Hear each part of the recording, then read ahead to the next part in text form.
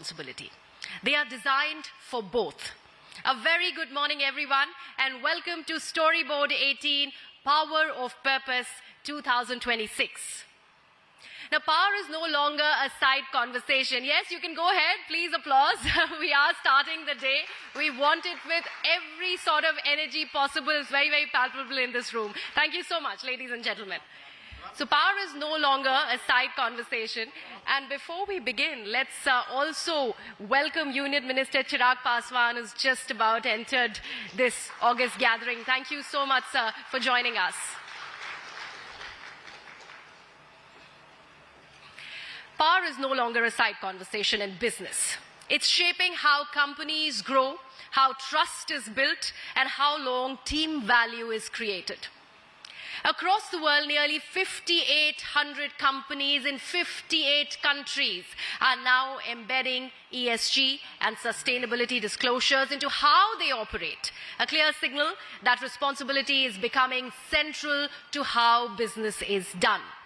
Power of Purpose is about understanding this very shift, about moving beyond intent to action and embedding purpose into strategy, leadership, and everyday decisions in ways that truly last.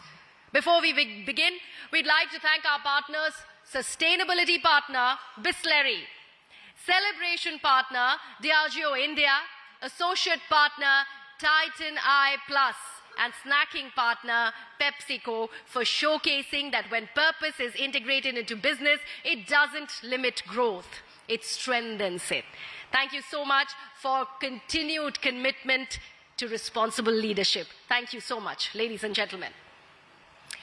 And before we commence our sessions for today, we'd like to extend a very warm welcome to the Dilliwalas who have joined us early on this Friday morning. And after we've done that, thank you so much once again. Let's now talk about what today is all about. Purpose today is shaping markets, policies, and the way value is created across industries. It's no longer about doing good on the side. It's about building systems that are resilient, inclusive, and designed for long-term impact. Our keynote speaker embodies this very shift and places it into action. He has focused on strengthening value chains, reducing wastage, and enabling responsible growth that supports farmers, industry, and consumers alike. His work places sustainability at the heart of economic progress, making purpose practical and measurable. Ladies and gentlemen, please join me in welcoming Shri Chirag Paswan, Honorable Minister for Food Processing Industries, Government of India. Please welcome, sir.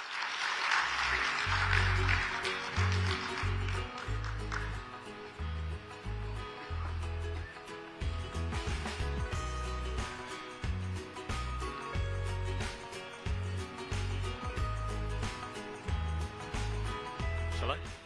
Yeah. Well, good morning, everybody. आज मैं network 18 को विशेष तौर से धन्यवाद देता हूं कि उन्होंने एक बार फिर से अपने सामाजिक दायित्वों को निभाते हुए पुनः एक बार एक ऐसे कार्यक्रम का आयोजन किया जहां पे how can we grow together इस सोच के साथ इंडस्ट्री, नीति निर्माण करने वाले लोग, अलग अलग जितने भी स्टेक होल्डर्स हैं, उन सबको एक साथ एक मंच पर लाकर एक ऐसे विषय पर मंथन करने का ये मंच तैयार किया जो सही मायनों में उस दिशा को और ज्यादा क्लैरिटी देता है जिस दिशा की ओर मैं, मेरी सरकार, मेरे प्रधानमंत्री आदरणीय नरेंद्र मोदी जी के नेतृत्व में आगे बढ़ने का प्रयास कर रहे हैं। आज जब हम सब लोग यहां पर एकत्रित हुए हैं, ये एक ऐसा समय है, एक ऐसा दौर है, एक ऐसे अध्याय की शुरुआत है जो हमें विकसित भारत की दिशा में आगे लेकर जाएगा। 21वीं सदी की अगर हम बात करें तो इसका एक क्वार्टर निकल चुका है।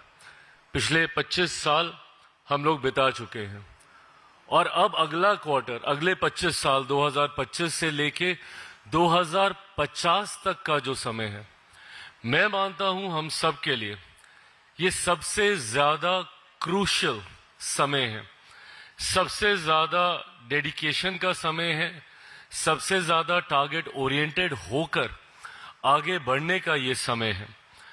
यहां से अगले 25 साल जिसके बीच में 2047 आता है, जो लक्ष्य हम सब ने अपने लिए तय किया है कि 2047 आते आते तक भारत को एक विकसित देश के तौर पर दुनिया के सामने हम लोग को स्थापित करना है। As a kid, I always used to wonder that why my country is always being called as a developing nation, developing nation, developing nation. It's been decades जब हम लोग को स्वतंत्रता मिली और तब से लेकर अभी तक हम लोग बिना टारगेट ओरिएंटेड हुए, बिना ऑर्गेनाइज्ड हुए, बिना लक्ष्यों को तय किए हम लोग बस हर क्षेत्र में बढ़ रहे थे। बट आज जब हमारी सरकार ने इस सोच को स्पष्ट किया है कि जरूरी है सबको एकजुट होकर, एकत्रित होकर एक लक्ष्य के साथ आगे बढ़ना, तभी जाकर हम लोग भारत को एक विकसित देश बना पाएंगे। नहीं तो संभवतः अगली एक और सदी तक हम लोग यही सुनते रहेंगे कि भारत एक डेवलपिंग नेशन है, डेवलपिंग नेशन है। ऐसे में जब हम लोग उस लक्ष्य की ओर अग्रसर हो रहे हैं तो मैं मानता हूं कि it comes with a collective responsibility for all of us to come together और अपना योगदान इस विकसित भारत के निर्माण में दें। मैं, मेरी सरकार, हम लोग एक ईमानदार प्रयास कर रहे हैं कि किस तरीके से हर एक सेक्टर को उनके बॉटलनेक्स को क्लियर करते हुए, उनको ईज ऑफ बिजनेस देते हुए, उनकी सहूलियतों को बढ़ाते हुए कैसे उनके योगदान को और ज्यादा ऑप्टिमाइज किया जा सके। पर मैं मानता हूं कि अभी भी हम लोग को एक लंबा रास्ता तय करना है। आज भी व्यवस्थाओं में कई ऐसी चीजें हैं जिसको और ज्यादा मजबूती से हम लोग को इंप्लीमेंट करने की जरूरत है। मैं अपने ही क्षेत्र की बात करूं, प्रधानमंत्री जी ने मुझे फूड प्रोसेसिंग इंडस्ट्रीज की जिम्मेदारी दी है और मैं मानता हूं कि ये एक ऐसा सेक्टर है जो आने वाले दिनों में विकसित भारत की एक मजबूत नींव को तैयार करेगा। भारत एक कृषि प्रधान देश है, भारत की एक बड़ी आबादी एग्रीकल्चर से जुड़ी हुई है। एक समय था हमारे देश में जब उत्पादन, प्रोडक्शन हम लोग के लिए मैटर ऑफ कंसर्न था। एक समय था जब हम लोग फूड डेफिसिट थे, जब देश में उतना अनाज नहीं था कि देश की आबादी को हम लोग अनाज पहुंचा पाए। वहां से हम लोगों ने एक नई क्रांति की शुरुआत की और उस हरित क्रांति के माध्यम से, ग्रीन रेवोल्यूशन के माध्यम से हम लोगों ने देश में कम से कम एक ऐसी व्यवस्था स्थापित की कि जहां आज प्रोडक्शन की कमी नहीं है। आज हमारे पास इतना अनाज है कि ना सिर्फ हम अपने देश की आबादी की जरूरतों को पूरा कर सकते हैं, बल्कि कई और देशों की जरूरतों को भी हम लोग पूरा करने का सामर्थ्य हम लोग रखते हैं।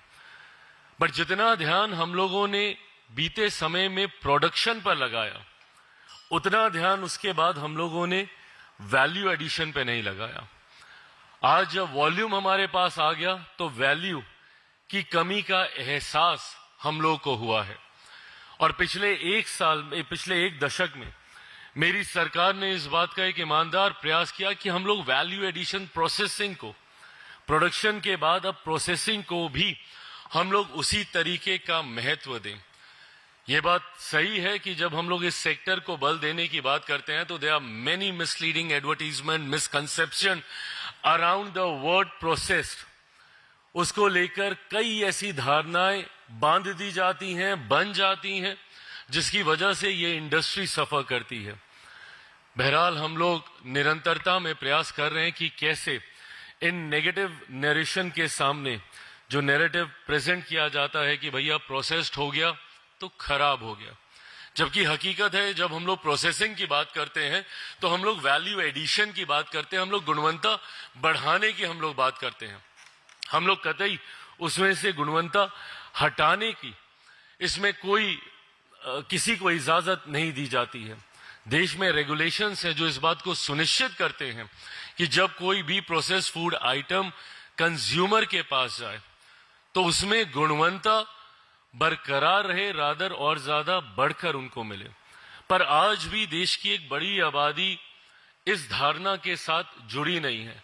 फोर्टिफिकेशन का concept, RTC, RTE, ready to eat, ready to cook, ये सारे कंसेप्ट अभी भी हम लोगों के लिए नए हैं।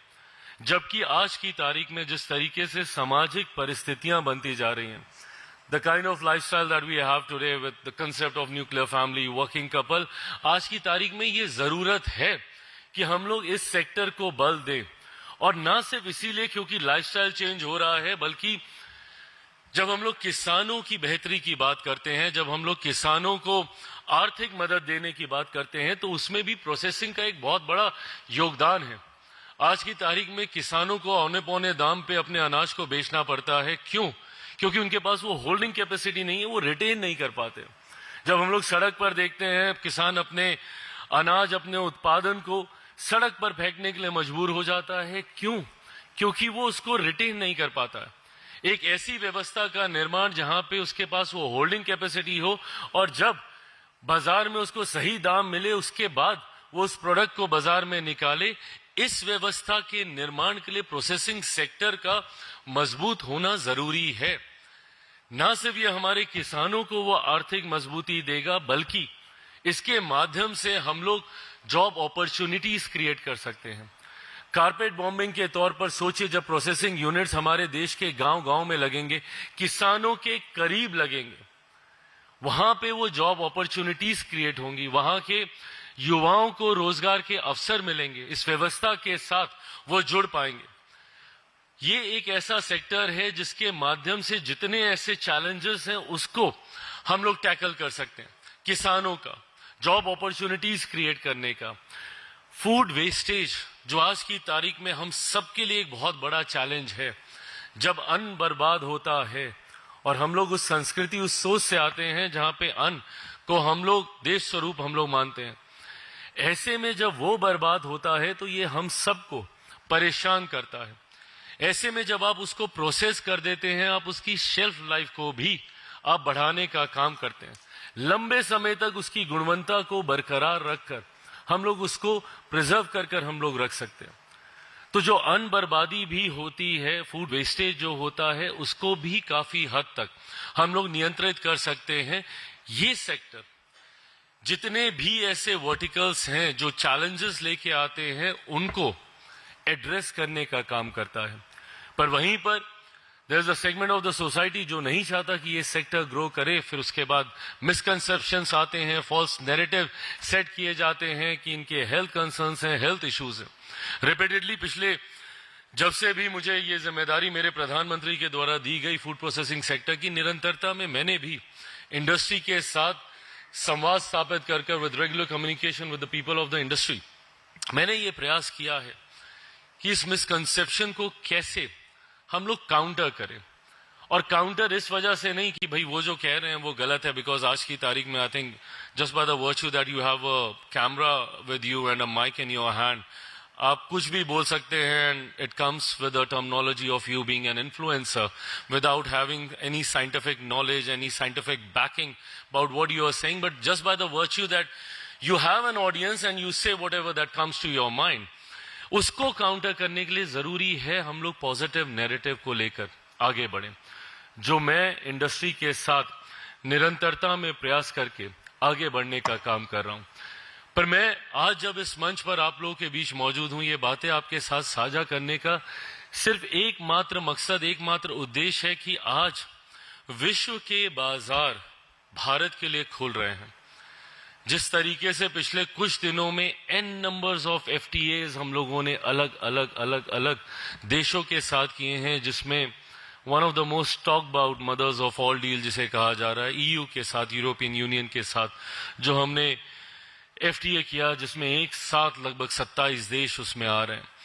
ऐसे में जब वैश्विक बाजार आपके लिए खुल रहे हैं तो जरूरी है एक सकारात्मक सोच के साथ हम लोग आगे बढ़ें और इस अपॉर्चुनिटी का हम लोग लाभ उठाएं।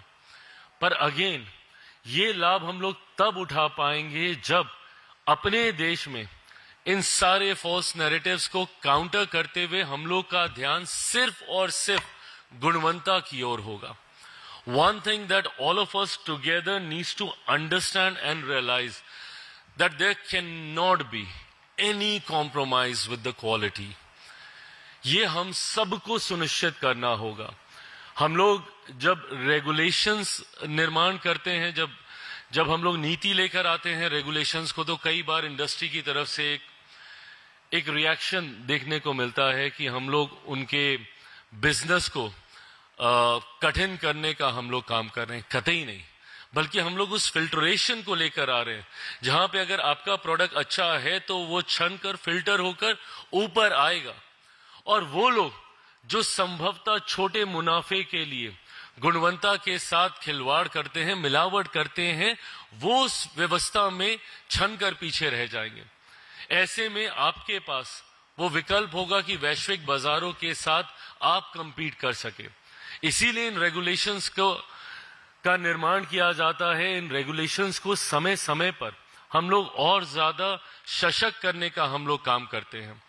और यह आग्रह आज यहाँ पे जितने भी सेक्टर्स के इंडस्ट्री के लोग यहाँ पे मौजूद हैं, आप सबसे मैं ये आग्रह करूंगा, एक बार के लिए भले मुनाफा 2 रुपए कम क्यों ना हो, पर हम लोग क्वालिटी से कोई कॉम्प्रोमाइज नहीं करें। Indian standards eventually global standards के तौर पर रिकॉग्नाइज हों, ये हम लोग का लक्ष्य होना चाहिए। ये बातें एम्बेरस करती हैं हम लोग को कि जब किसी पोर्ट पर, कहीं पर, किसी देश में हमारे सामान को एंटर करने से रोक दिया जाता है और आधार बनाया जाता है क्वालिटी को।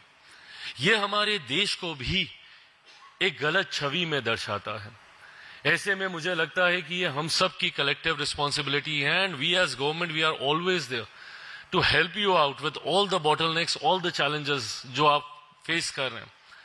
पर बदले में बस अपेक्षा इतनी हम रखते हैं, उम्मीद इतनी हम रखते हैं कि जो भी आपका उत्पादन हो, जिस भी सेक्टर से आप जुड़े हो, वो टेक्सटाइल हो, वो फूड से जुड़ा हुआ जो भी सेक्टर हो, उसमें गुणवत्ता के साथ हम लोग कतई कोई कॉम्प्रोमाइज ना करें। आज भी अगर हम लोग बदलते समय के साथ नहीं बदलेंगे, क्वालिटी इंप्रूव नहीं करेंगे, वही चीज जो दशकों पहले थी आज भी अगर वो वैसी ही रहेगी, तो हम लोग मार्केट में ग्लोबली हम लोग नहीं कंपीट कर पाएंगे। फॉर एग्जाम्पल, कोल्हापुरी चप्पलें फेमस रही हैं, देश भर में फेमस रही हैं, और वो ऐसे समय में फेमस रही हैं जब ये सोशल मीडिया ये सब नहीं होता था। क्यों रही? क्योंकि वो एक अपनी अलग पहचान के साथ आती थी। मैं खुद कुर्ता पहनने वालों में से हूं, मुझे पसंद आती। बट क्या क्वालिटी हम लोग इंप्रूव कर पाए उसकी? क्या आज हम लोग वैश्विक बाजारों में कोल्हापुरी चप्पल हमारी उसी हिसाब से जाए, क्या उस दिशा में हम लोग बढ़ पाए हैं?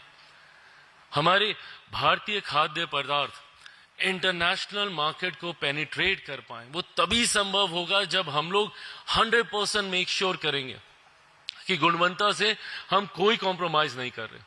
और ये बहुत बड़ी ताकत हमारे पास है।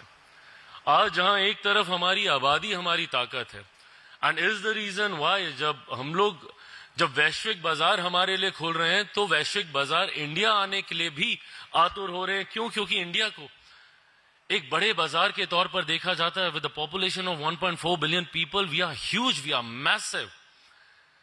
बट ये हमारी ताकत अंतर्राष्ट्रीय स्तर पर भी हम लोग को एक अलग पहचान दे सकती है, क्योंकि हमारे यहाँ जो मैन्युफैक्चरिंग कॉस्ट है हमारी बड़ी आबादी की वजह से, वो शायद ही कोई और देश दे पाएगा।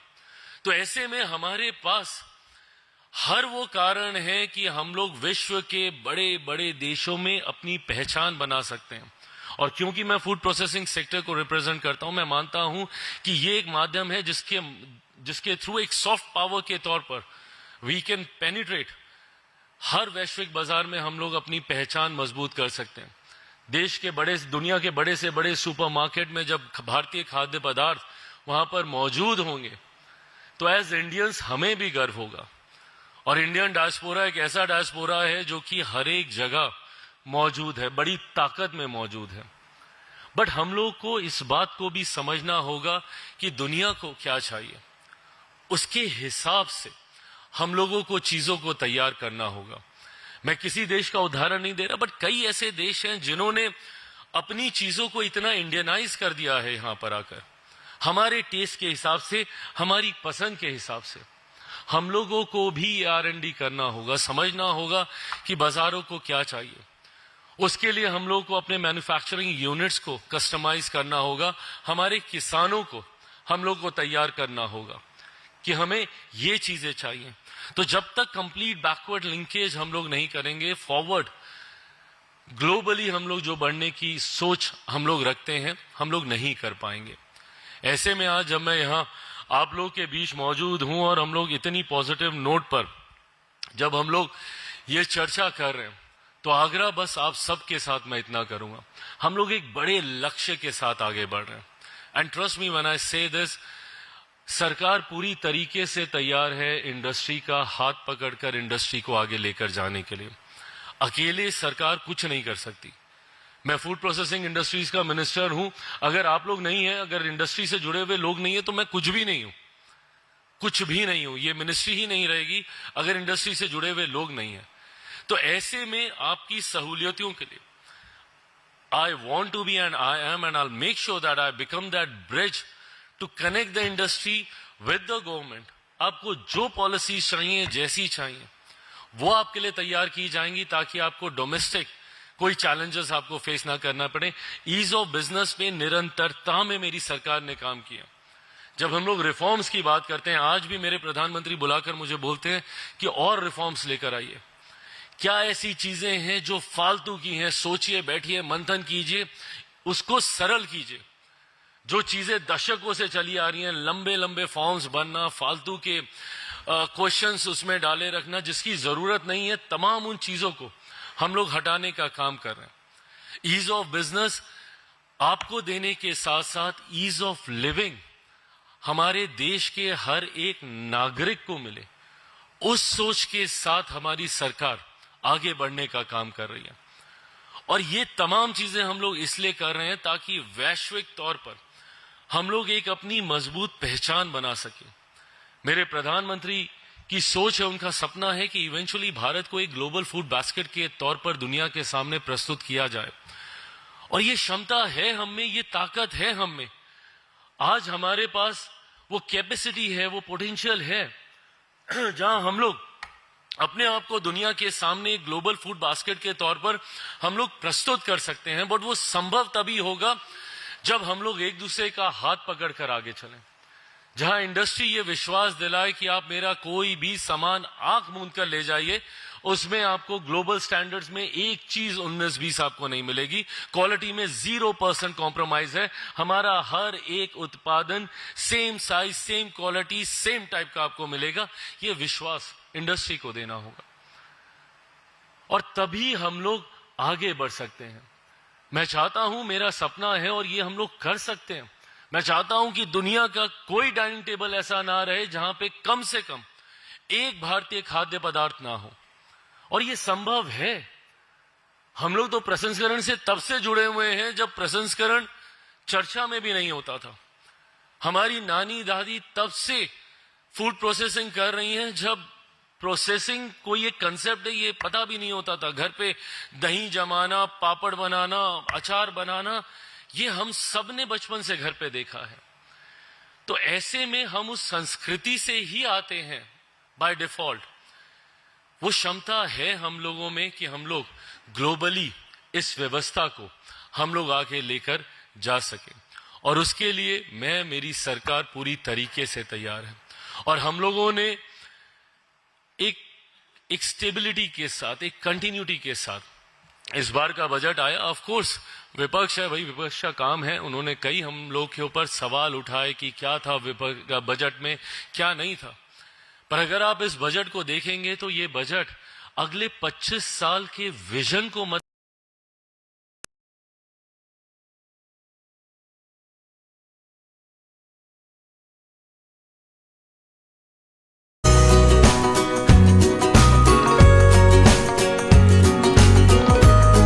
कंटिन्यूटी, ये स्टेबिलिटी हम लोग की एक बहुत बड़ी ताकत है। आज जब देश में 9वीं बार वित्त मंत्री जी ने बजट को प्रस्तुत किया, ये अपने में एक इतिहास है, एक ही प्रधानमंत्री के नेतृत्व में। इससे पहले संभवतः किसी और ने इतनी बार बजट पेश किया होगा, बट उस दौरान कितने प्रधानमंत्री बदले हैं। ये आज की तारीख में हम लोग की ताकत है और इस ताकत को दुनिया रिकॉग्नाइज कर रही है। नहीं तो दशकों से लंबित पड़े हुए एफटीएस पहले क्यों नहीं हो गए? आज वो इसीलिए संभव हो पा रहे हैं क्योंकि ये वैश्विक स्तर पर ये विश्वास भारत जता पाया है कि एक स्थिरता है हमारे देश में। आज ग्लोबल इतने चैलेंजेस होने के बाद भारत अगर तेजी से बढ़ती अर्थव्यवस्था है तो कहीं तो हम लोग सही जा रहे हैं ना। और इस विश्वास को हम ही लोगों को अपने ऊपर रखना होगा। अगर हम खुद पे ही शंका करेंगे, खुद पे ही अगर हम लोग डाउट करेंगे तो दुनिया बैठी है आपको खाने के लिए। ऐसे में देश पर विश्वास करते हुए, प्रधानमंत्री जी पर विश्वास करते हुए, दुनिया अलग अलग तरीके के भ्रम फैलाए जाते हैं कि एग्रीकल्चर सेक्टर को ओपन कर दिया जाएगा, किसानों के हितों के साथ खिलवाड़ किया जाएगा। प्रभु, हम लोगों को भी चुनाव में जाना है। अभी 3-3.25 साल के बाद पुनः हम लोग की जवाबदेही को तय किया जाएगा राष्ट्रीय स्तर पर, और समय समय पर राज्यों में चुनाव होते रहते हैं। We are answerable.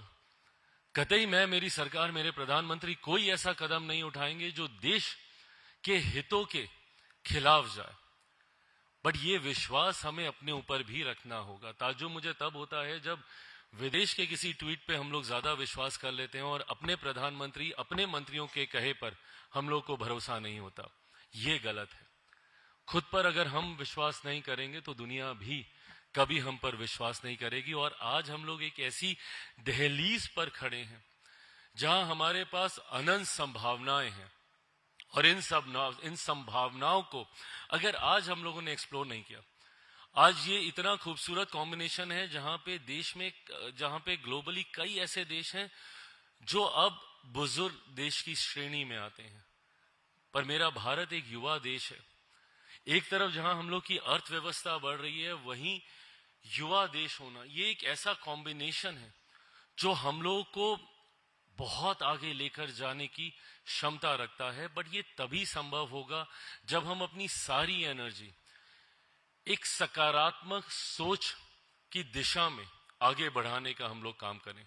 चैलेंजेस आएंगे, उन चैलेंजेस को हम लोग टैकल करेंगे। और चैलेंजेस आए, हाल फिलहाल में जिस तरीके से एक देश ने टैरिफ लगाकर चैलेंजेस दिए, बट उसको भी कितने संयम के साथ, धैर्य के साथ उस समय को भी हम लोगों ने गुजारा और पुनः स्थिति हम लोग के अनुकूल हुई।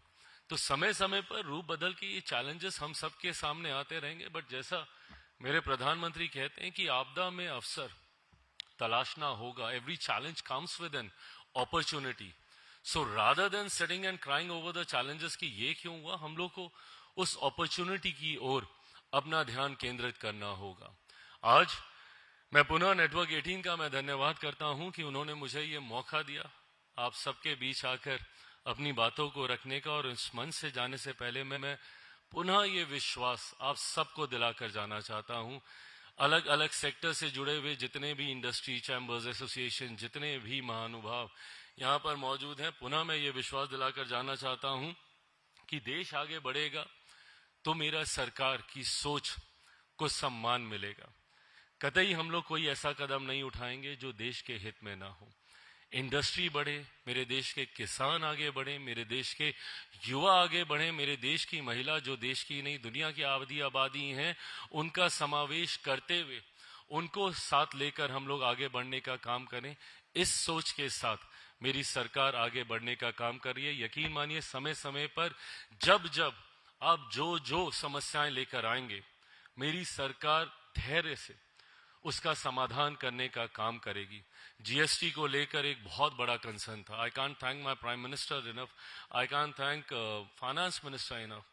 और उसमें जीएसटी में फूड प्रोसेसिंग से जुड़े हुए लोगों की सबसे ज्यादा चिंताएं होती थी, और सबसे ज्यादा अगर राहत किसी को मिली है तो वो इसी सेक्टर को मिली है। ऐसे में समय समय पर जितनी समस्याएं आप सबकी हैं उसका समाधान करने के लिए मेरी सरकार मौजूद है। मैं पुनः बोलूँगा कि मैं वो ब्रिज बनना चाहता हूँ कि आपकी समस्याओं को सरकार तक लेकर जाऊँ और उसका समाधान आपको ढूंढ कर दूँ। ये विश्वास हमेशा मुझ पर, मेरी सरकार, मेरे प्रधानमंत्री आदरणीय नरेंद्र मोदी जी पर रखिएगा। इवेंचुअली हम सबको मिलकर हमारी आने वाली पीढ़ी को एक विकसित देश सौंप कर जाना है। उसके लिए हमें आज से ही मिलकर काम करना होगा, इस उम्मीद के साथ कि सरकार को इंडस्ट्री का आप सबका पूरा साथ मिलेगा। आप सब ने मुझे मौका दिया यहाँ पे अपनी बातों को रखने का, बहुत बहुत धन्यवाद। जय हिंद, जय Bharat. Thank you so much, Honorable Minister. A huge round of applause, ladies and gentlemen, for Union Minister Chirag Paswan.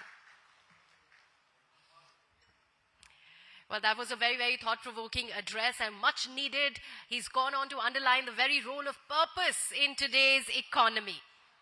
Now, companies worldwide spend billions on CSR every year, but less than half can show real, measurable impact. Today, we talk about closing that very gap. Doing good isn't enough anymore. The real challenge is making an impact that lasts, scales, and changes the way business is done. All of this is rather important. Before we go ahead and in fact continue with our panels, our Union Minister is having certain conversations and we will oblige that. The Union Minister there. Huge round of applause for Union Minister Chirag Paswan. Ladies and gentlemen, thank you so much, sir, for addressing this gathering. Thank you. So let's now talk about sharing how all of this translates into real-world impact, which is to do with scale. Please welcome someone who brings with him a deep understanding of what it takes to build relevance in a fast-changing consumer market. Please put your hands together for Dr. Angelo George, CEO, Bisleri.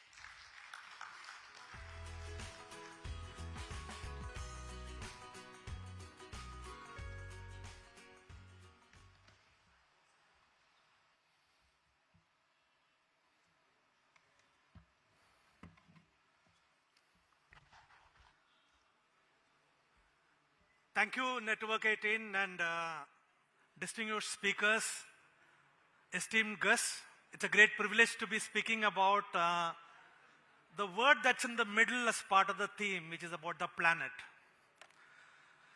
One of the most pressing challenges of today is about scarcity of fresh water. And I'm going to share our pioneering work in terms of developing a concept called water credits. That could be an interesting approach to mitigate the issue in terms of promoting conservation. Let me share the context here. We are blessed with 18% of the world's population, but we have just about 4% of the groundwater. And over the last 70 years, the per capita availability has come down by almost 1/4. And if it is going to continue, then we're going to be in serious trouble. You can see certain parts of the country being completely overexploited. And the graph you see out there, that's going to be the reality which is going to hit us as we age and our generation that's ahead.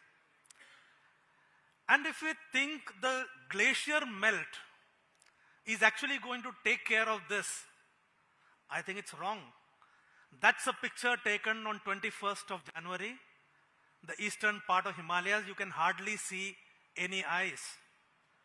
Now, that's portending real serious trouble for us. But I think it's important for us to understand how this entire groundwater or surface water consumption happens in India. It's almost 85% by agriculture. Industry is about 8%. But while industry is 8%, there is a good amount of robust data that's available about industrial consumption. And you'd be wondering what I am talking about water when it's we are one of the largest water companies, one of the most loved brands. Now, one of the challenges, even from a brand angle for us, as a legacy brand, is about sustaining this excitement and engagement with consumers. So you can see that we have refreshed our brand communication. In fact, Bisleri is one of the largest in sporting associations, right from marathon to chess. I mean, even for chess, you need to be well hydrated to think clearly. So been strengthening the proposition of hydration, which is what Bisleri is all about. But when we went to consumers, something interesting we discovered is that the consumers, the youth particularly, are increasingly preferring brands that are responsible and accountable for environment. And that led us to think about our two sustainability challenges, which is both plastic and water. Now, without water, we don't even have a business. So we said we have to do something about it, and that's the genesis of the Bisleri Greener Promise. We have two actions under this. One is about plastic recycling, and the second is about water conservation. I'm going to be talking about the first part, the naive myth, today. Before I proceed further, I would like to reassure the audience that we are one of the first companies in India to become plastic neutral and water positive.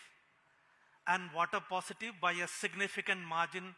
We replenish 4.7 times the water that we take out from the ground.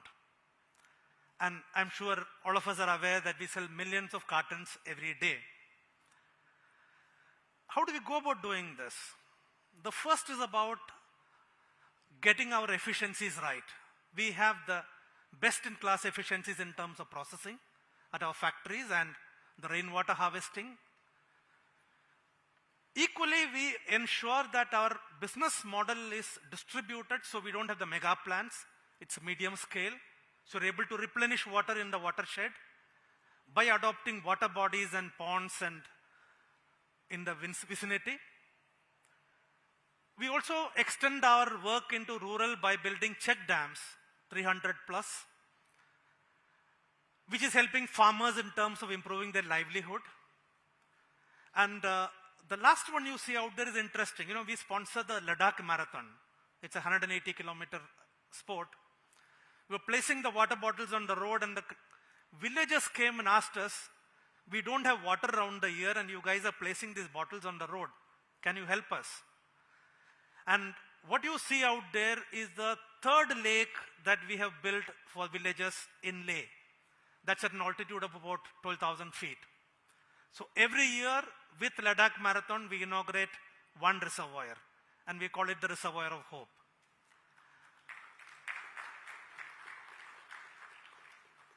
So it's around this time, around 2022, then we started thinking that if as an organization we have been able to turn around things and become positive, what do we do to impact the larger ecosystem? What's a concept or a thought that we can possibly develop?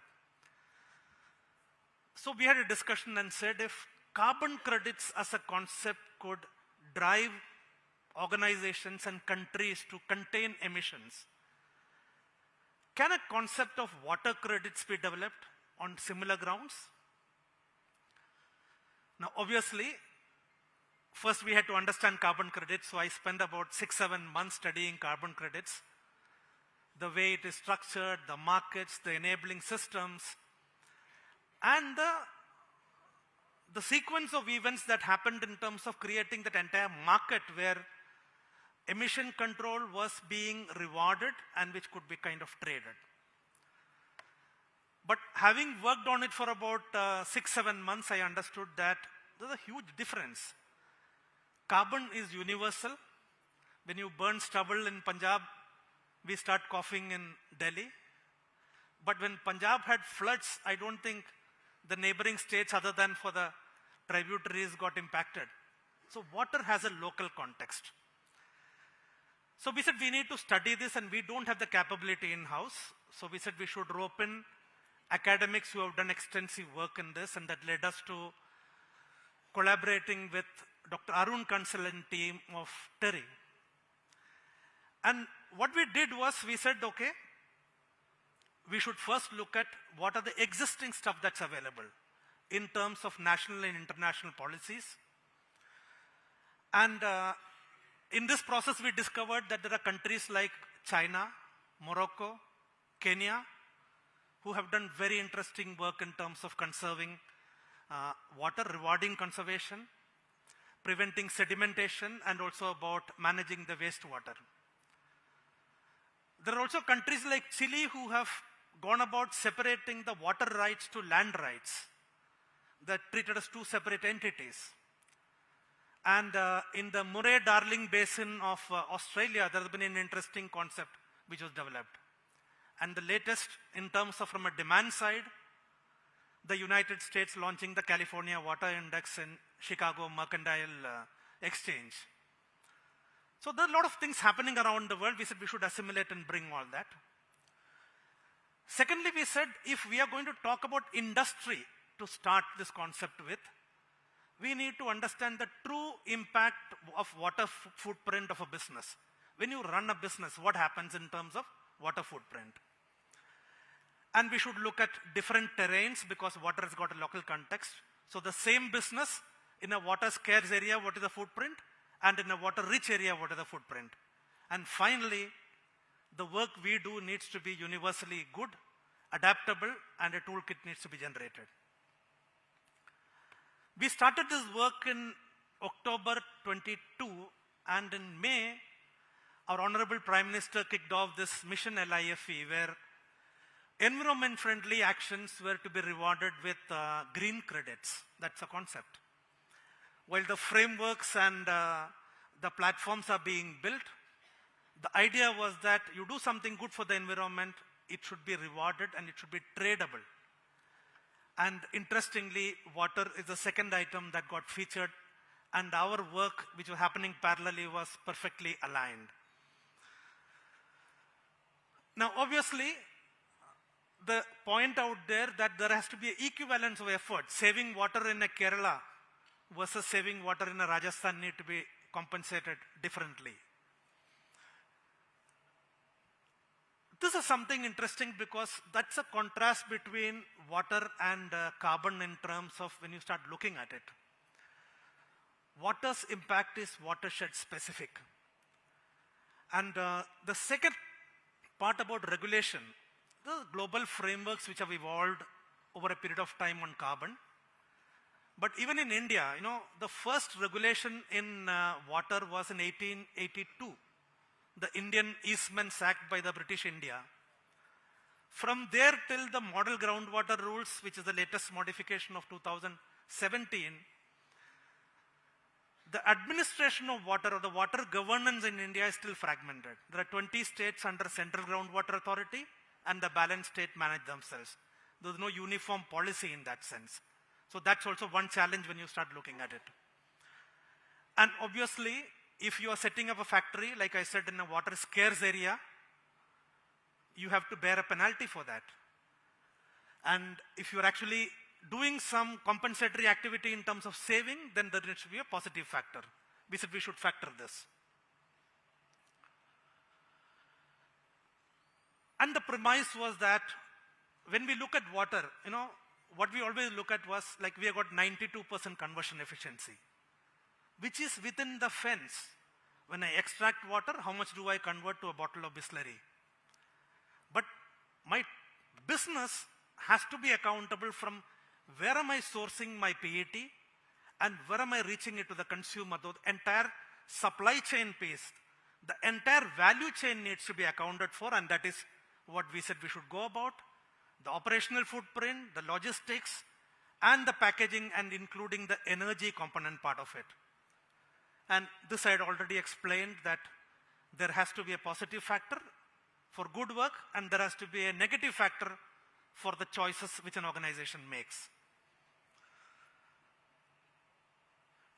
And we said we should try and do this work in terms of the study in two of our own factories. One was in Maharashtra, a very water-rich area. You can see that the watershed itself is about 982 square kilometers. And the watershed in Saibabad is about 141 square kilometers. We went into the watershed and the micro watershed using some of the latest digital elevation models to assess what is the water flow and how does it flow through and what is the catchment for that. You can see that in Saibabad, the only water body around is the Ghazipur drain, which is transporting the effluent water of Delhi city. This is the summary of our results at the end of a one-year study. So it passed through all seasons. You can see that when we looked at the Sahibabad factory, 84% of the water consumption we were able to compensate. You can see the green offset over there through the conservation methods. But we discovered that the in-plant or within the fence consumption related to only 9% of our water footprint. 90% was actually outside the fence from where our plastic or packaging material was coming in and where we were distributing this product. So the packaging material, the supply chain, and energy. Now, one of the interesting pieces was that solar energy possibly could reduce the footprint by 6%. So it was a wake-up call for us. We said, why don't we just do it immediately? So we partnered with the solar energy, alternate energy providers now. And as we speak, about 35% of our energy consumption has actually moved to alternate energy, renewable energy. Obviously, don't worry too much. This is available on Terry and Bisleri website. The complex formula of calculation was quite rigorous. Now, this is something interesting. Actually, to make a bottle, 1 liter of Bisleri, if I were to go by just within the plant, I require 1.08 liters. But when I look at this entire piece, it's 14 liters of water I need in Sahibabad and 10 liters in Kamshed. And if I were to make a soft drink, which is taken from the Coca-Cola study, their own study on public domain, it takes 56 liters of water to produce 1 liter of Coca-Cola. That's a true water footprint of the business.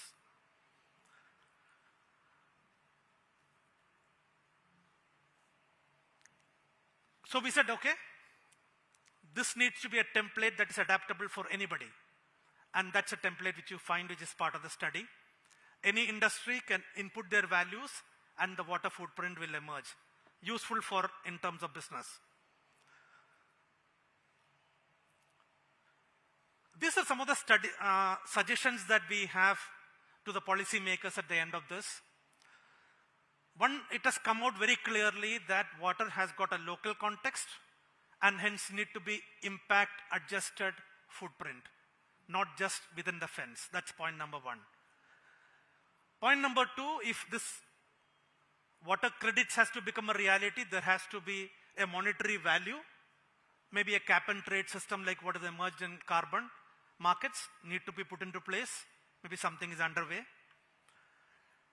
What is interesting for us in our kind of markets is about water responsibility based or sustainability based label.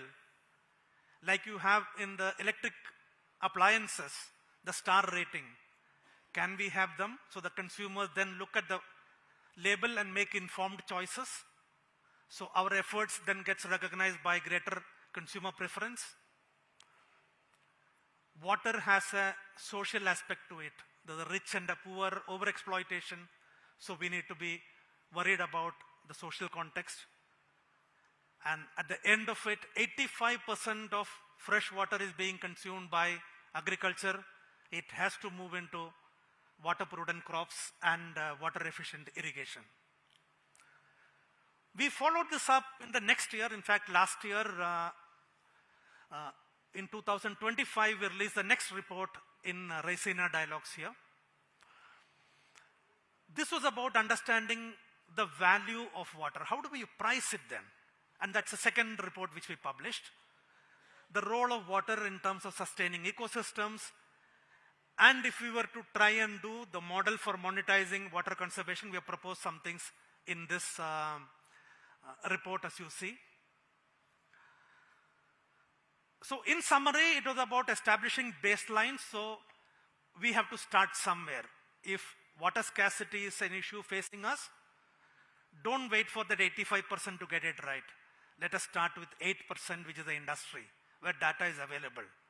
This thought can kick off today in the industry. You have the template, you just need the enabling rules and regulations to be put into place.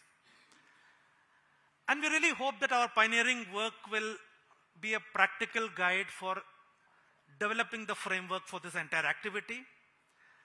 And my point is, over 70 years, we managed to deplete the groundwater by 1/4. Can we turn it around in the next 70 and become water positive?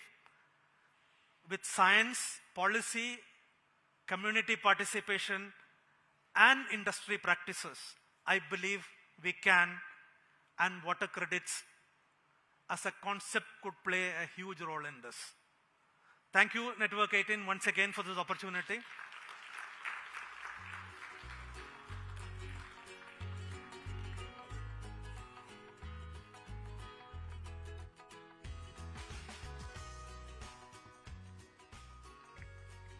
Thank you, Dr. George, for offering such clear insights on turning purpose into sustained impact. Ladies and gentlemen, a huge round of applause for Dr. George. India's heritage is fast becoming a contemporary global value. Today, India's creative economy is valued at over $35 billion, with creative exports crossing 11 billion alone, as global demand rises for authentic, purpose-led brands. As Indian brands take heritage to the world, the challenge is no longer scale alone, but how to grow with integrity, embedding sustainability into creation, storytelling, and supply chains, so legacy strengthens both brand and long-term business value. To steer this next discussion, please join me in welcoming Dilshad Irani, editor Storyboard 18, onto the stage. And joining her for this conversation is Ruchira Jaitley, Chief Marketing Officer, Diageo India. Dr. Leela Bodia, founder of Nirja International. Astha Suri, founder and creative director, NASO. Niharika Shekhawat, creative director, House of Sunita Shekhawat and Museum of Meenakari Heritage. Jasmeet Singh Arora, Chief Believer and CEO, Pero. Let's welcome them with a huge round of applause. It's over to the ladies.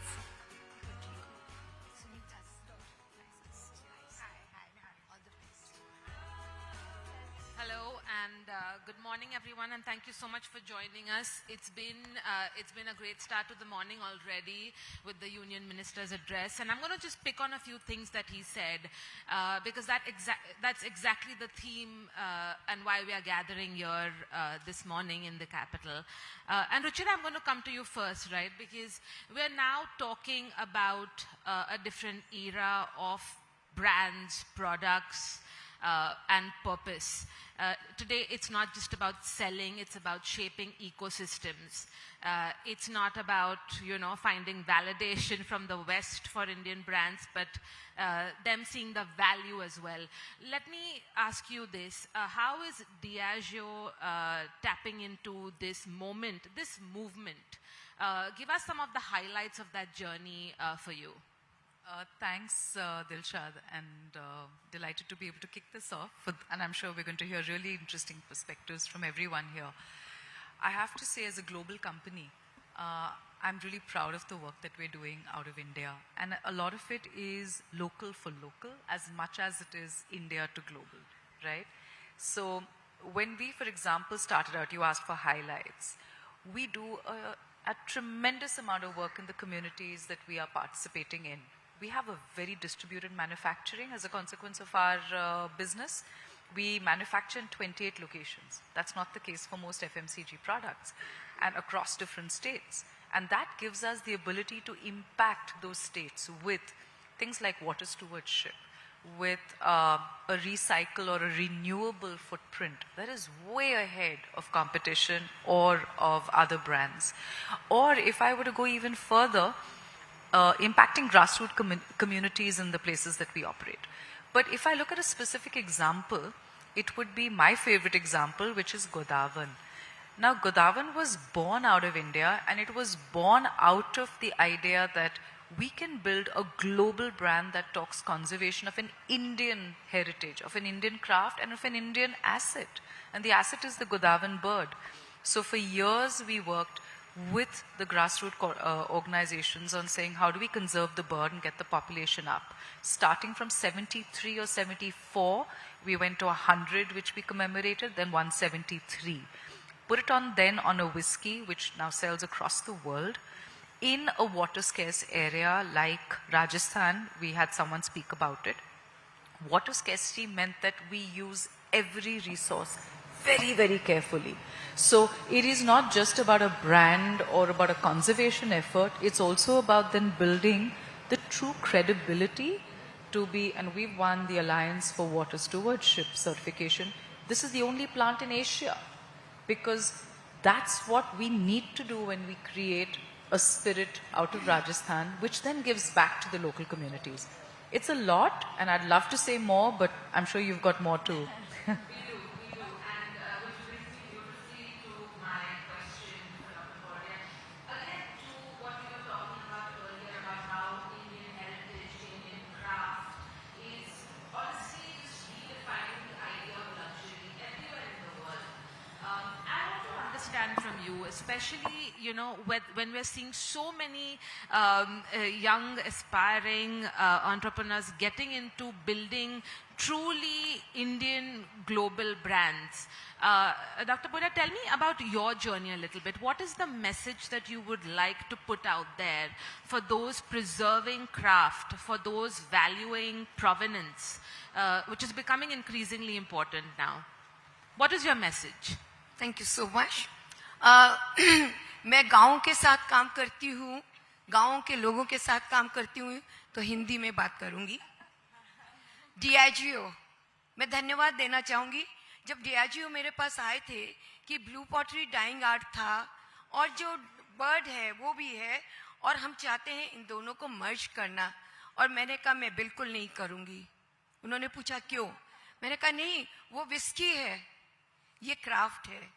Whisky को मैं गांव में तो कहती हूँ whisky को नहीं वो करना है. इन्होंने मुझे समझाया कि देखिए ये क्राफ्ट की बात है, क्राफ्ट कहाँ से कहाँ जाएगा, और मैं मान गई.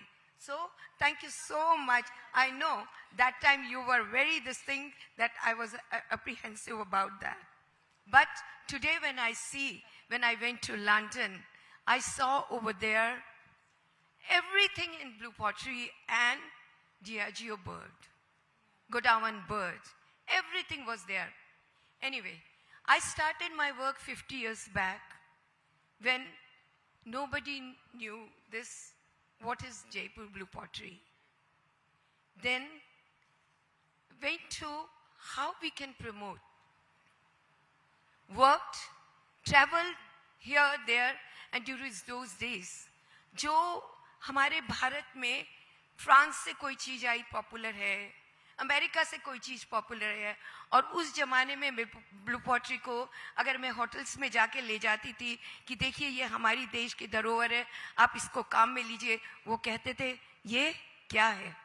पर आज कुछ लोगों की बदौलत जब ब्लू पॉटरी को वो लोग देखते हैं, उसमें डियाजियो को भी मैं इंक्लूड करना चाहूँगी, और आज जब वो लोग आते हैं और कहते हैं कि नहीं हमें 5 स्टार 7 स्टार होटल्स में ब्लू पॉटरी को ही लगाना है, अलग अलग. उसमें कहानी बहुत लंबी है, अगर आप आगे मतलब इनसे वो करके तो मैं इसके बारे में और कहूँगी कि किस तरह हमने इसको आगे किया. Any craft if you want we have to make utility item. If we want to make the craft survive, we have to make utility item, and that's how you name the thing, and we are telling, yes, we are making. Thank you. That's a lovely point there, Dr. Bordia. I really appreciate that on the point about utility. But Niharika, let me ask you this, because while we're on the idea of craft and that knowledge that comes with it, but now we're also seeing that appreciation change for it. But how do you sort of avoid the trap of nostalgia though? You know, where it's about future facing, it's about building communities, it's about preserving that heritage and culture and craft, but also making it very relevant and desirable for generations today. Give us your view on that, given the heritage that you are, you know, taking into a new world. Hi everybody, and good morning. It's really nice to share this amazing conversation with an esteemed panel. You know, yesterday I was at the India Art Fair, and I come from Jaipur, live here. I always call myself an expat living in Delhi. You know, art, so many conversations were going around art, and I think it's become the most common topic over a dining table in any community. We all want a part of us to be associated with art. And somebody really asked me yesterday, what is art? I was like, okay, like I don't think I qualify as a patron, and I'm not that old to comment. But I think for me, any expression, patronage, and anything that has context to what you're creating is art. And certainly I take pride in being the second generation. My mother started this beautiful label. People like Leela Auntie and, you know, my mother, they've shaped that whole conversation about how to go beyond only creating an entrepreneur spirit and patronizing craft. And I think that's been an initiative when we thought that, okay, do we just want to be jewelers? And that was a question that we asked ourselves as a family, and that's when we initiated the Meenakari Museum. And I think it's been an incredible journey.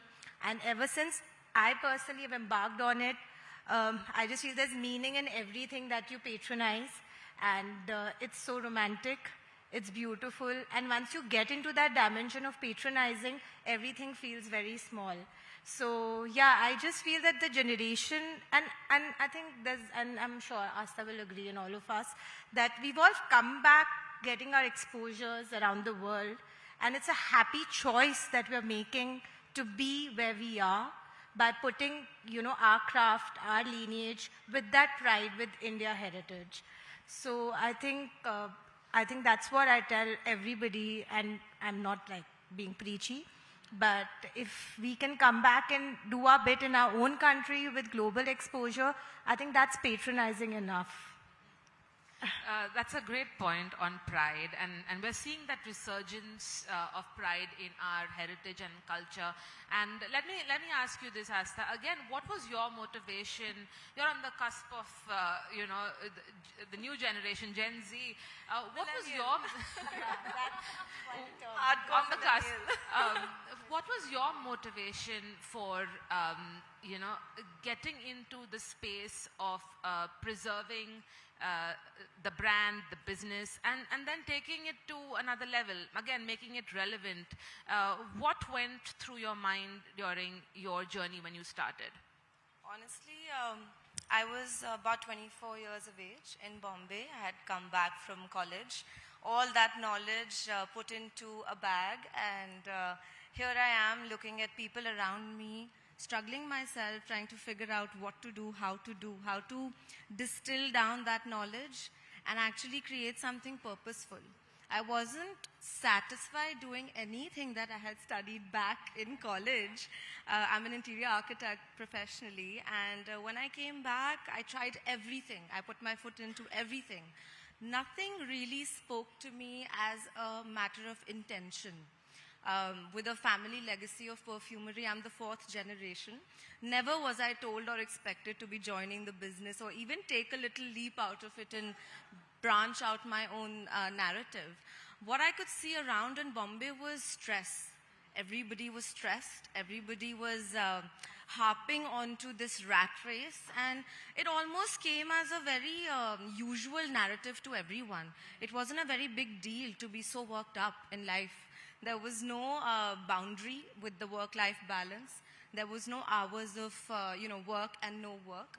The idea of NASO was purely born from the intention of having a purposeful, healing-led perfumery that bridges the gap between aromatherapy Ayurveda and the modern day's tone of healing. It was created for of course, the millennials and the Gen Zs, because I feel like far away from Ayurveda are we practicing any of those nani, dadi, nuske that were actually helping us aid day-to-day lives.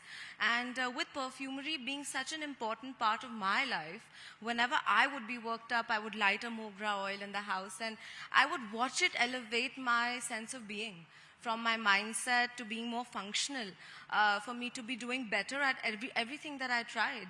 So I wanted to kind of bring that and bring it in front of the world, where perfumery-led conversations were also a part of everyone's household, their daily being. Generations around me are far from this, and around me as well, I feel like we've forgotten what we stood for in terms of Ayurveda as a country. And, you know, the whole idea of bringing the indigenous herbs and spices of India and giving it a sophisticated modern turn, that we're not just shamed for it in the West, but also appreciated for it, to be brought in a more distilled manner to one's access. Accessibility was a huge part of this. I mean, my father never understood what a green perfumery would mean. Till today, people ask me, what is green? And why do you call it the green perfumery? But because we studied so much about green design, I graduated school at 2014, and design and technology, construction, everything had material as green to be introduced. I took that point from there and saw how I could bring the narrative of steam distillation, what we practice as Indians in perfumery, and bring that out to the world in the green manner. And Attars was the first ever revival that I wanted to bring about, and so on and so forth led the perfumery's variations. But yeah, it was made to heal, and it was made to amplify one's day-to-day life. Mm-hmm. And that's the idea now, right? Jasmeet, that consciousness that has sort of seeped into our behavior. And let me ask you this, how do you define conscious consumption or conscious luxury today, especially with your label? Firstly, privileged to share the stage with all the ladies. Good morning to everyone. Yeah. So Pero was founded by the belief of making our own textiles and building a beautiful amalgamation of all the crafts of the country, and to make it globally relevant, which was inspired by the effortless styles of the remote India, because there are so many Indias and there are so many styles across. So what we did was put it together and brought a beautiful amalgamation, and what made it globally relevant was that it was a mix. It was not one Indian craft screaming that I am the handicraft of Gujarat or I am the handicraft of Andhra. It was one meticulously put together, handmade in India piece, which made it globally relevant. That philosophy, and aside from aesthetic that we put into our thing, we meticulously worked with all the weavers and ensuring that there was interventions in the quality of the hand weavers that we work with, or the craft people that we work with, making them conscious of the quality, ensuring that they move to a slightly contemporary aesthetic while keeping the knowledge that they have honed over the years in mind and keeping the craft alive. And luxury, if you say for Pero, luxury is to create a piece which is created by keeping the end consumer in mind. And when they wear it, when they interact with that piece, they don't just appreciate the art and the detailing, but also the love that has been poured into it. For Pero, luxury is slow hand detailing process. It is about finding that embroidered heart somewhere in the garment which you would not see while buying it, maybe discover it after a few wears, or the hand embossed brass button with Pero written on every button that we do. Okay, so it is about creating heirloom pieces which you would treasure and relish when you're wearing it, but you also pass it on to the next generation like true luxuries. So that is how Pero would define luxury. You know, I'm gonna try and sort of close this discussion with there are two parts to this conversation, I believe. We're talking about the consumer at one end, and of course the brands that bridge the consumer to the people every day, actually preserving the craft exercising the craft, honing their skills. And before I come to you, Ruchira, to give us the closing statement on that, let me ask you, Dr. Bordia, when you look back at your work with people in India's villages, building on their craft, what is that one thing that you feel that sticks with you even today? And how do they feel about this, resurgence for Indian craft globally? One thing I just wanted to tell before that Indian original craft, some of the places dying. The craftsmen's children, they don't want to adopt. So many reasons are there, I won't explain right now. And for that, what we are doing, the remedy I'm telling, all the craft, all the states in CBSE, we are introducing as a subject. In blue pottery, block printing, those all craft in Rajasthan, they have adopted in CBSE, 6th, 7th, 8th, and after that, 9th, 10th, 11th, and they will get the certificate. So first thing I wanted, craftsmen, no, they won't be. They will be the master. That is most important at present, what I'm feeling, if we want to save our own craft. That's my this thing. Yeah, exactly. Absolutely, absolutely. Now, how have their lives changed, Dr. Bordia? And now with this resurgence that we're talking about, Indian heritage brands, new Indian brands, building for India, but for the world as well. And again, it's not about validation anymore, but value. So what is your thought on that? No, now people started understanding what is our heritage craft. So more and more people are buying. So we are now on an upper stand because of rest of the world. Their own handicraft is dying. So right now, we are on the upper hand of the world's this thing. So still, we are carrying our heritage. We are working for that. We are going ahead. Lovely. Ruchira, your final thoughts on, because there's one thing in this conversation which is marrying, of course, purpose with profits, especially for businesses, while finding that sustainable growth lever. So just your closing comments on what you've heard. I think, first of all, kudos to every one of my panelists. We've got such stellar examples in India. I mean, really, it's something. I'm awed. But to your point, I'm looking at, the theme, which is the purpose economy. And that's the point you made. Brands with purpose and brands that give back, not just to consumers, but to all their stakeholders, where they produce, the craft that they use, though they are more resilient.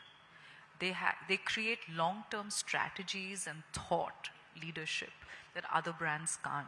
And that give them a massive advantage. And that does have a trickling down effect on the business, because not only do you have more committed communities and places where you manufacture, not only do you have great partnerships like we have with Dr. Bordia, but you also have at its heart employees who are proud to work with your organization and go out and create so many more opportunities. So it is a virtuous cycle that creates a fantastic flywheel for a business. And I think that's something that we've got to wake up to, which is we as a business need to do so much more to be able to create that momentum. And it is a beautiful purpose economy that you can then create. Yeah. Lovely. Thank you so much. Thank you so much, all of my panelists, for joining us today. It was lovely hearing about your journeys as well. Thank you. Thank you so much for having us. Thank you.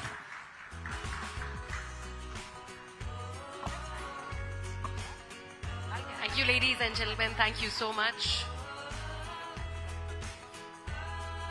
Well, huge round of applause, ladies and gentlemen, for our wonderful panelists. And they have shared their insights talking about purpose that is absolutely required as we take India forward for 2047. Thank you so much, everyone, for joining us. Dilshad, I'd also like to thank you. Thank you so much for that very, very interesting conversation. Now, as we move ahead, ladies and gentlemen, our next session takes us into the world of business that goes beyond numbers.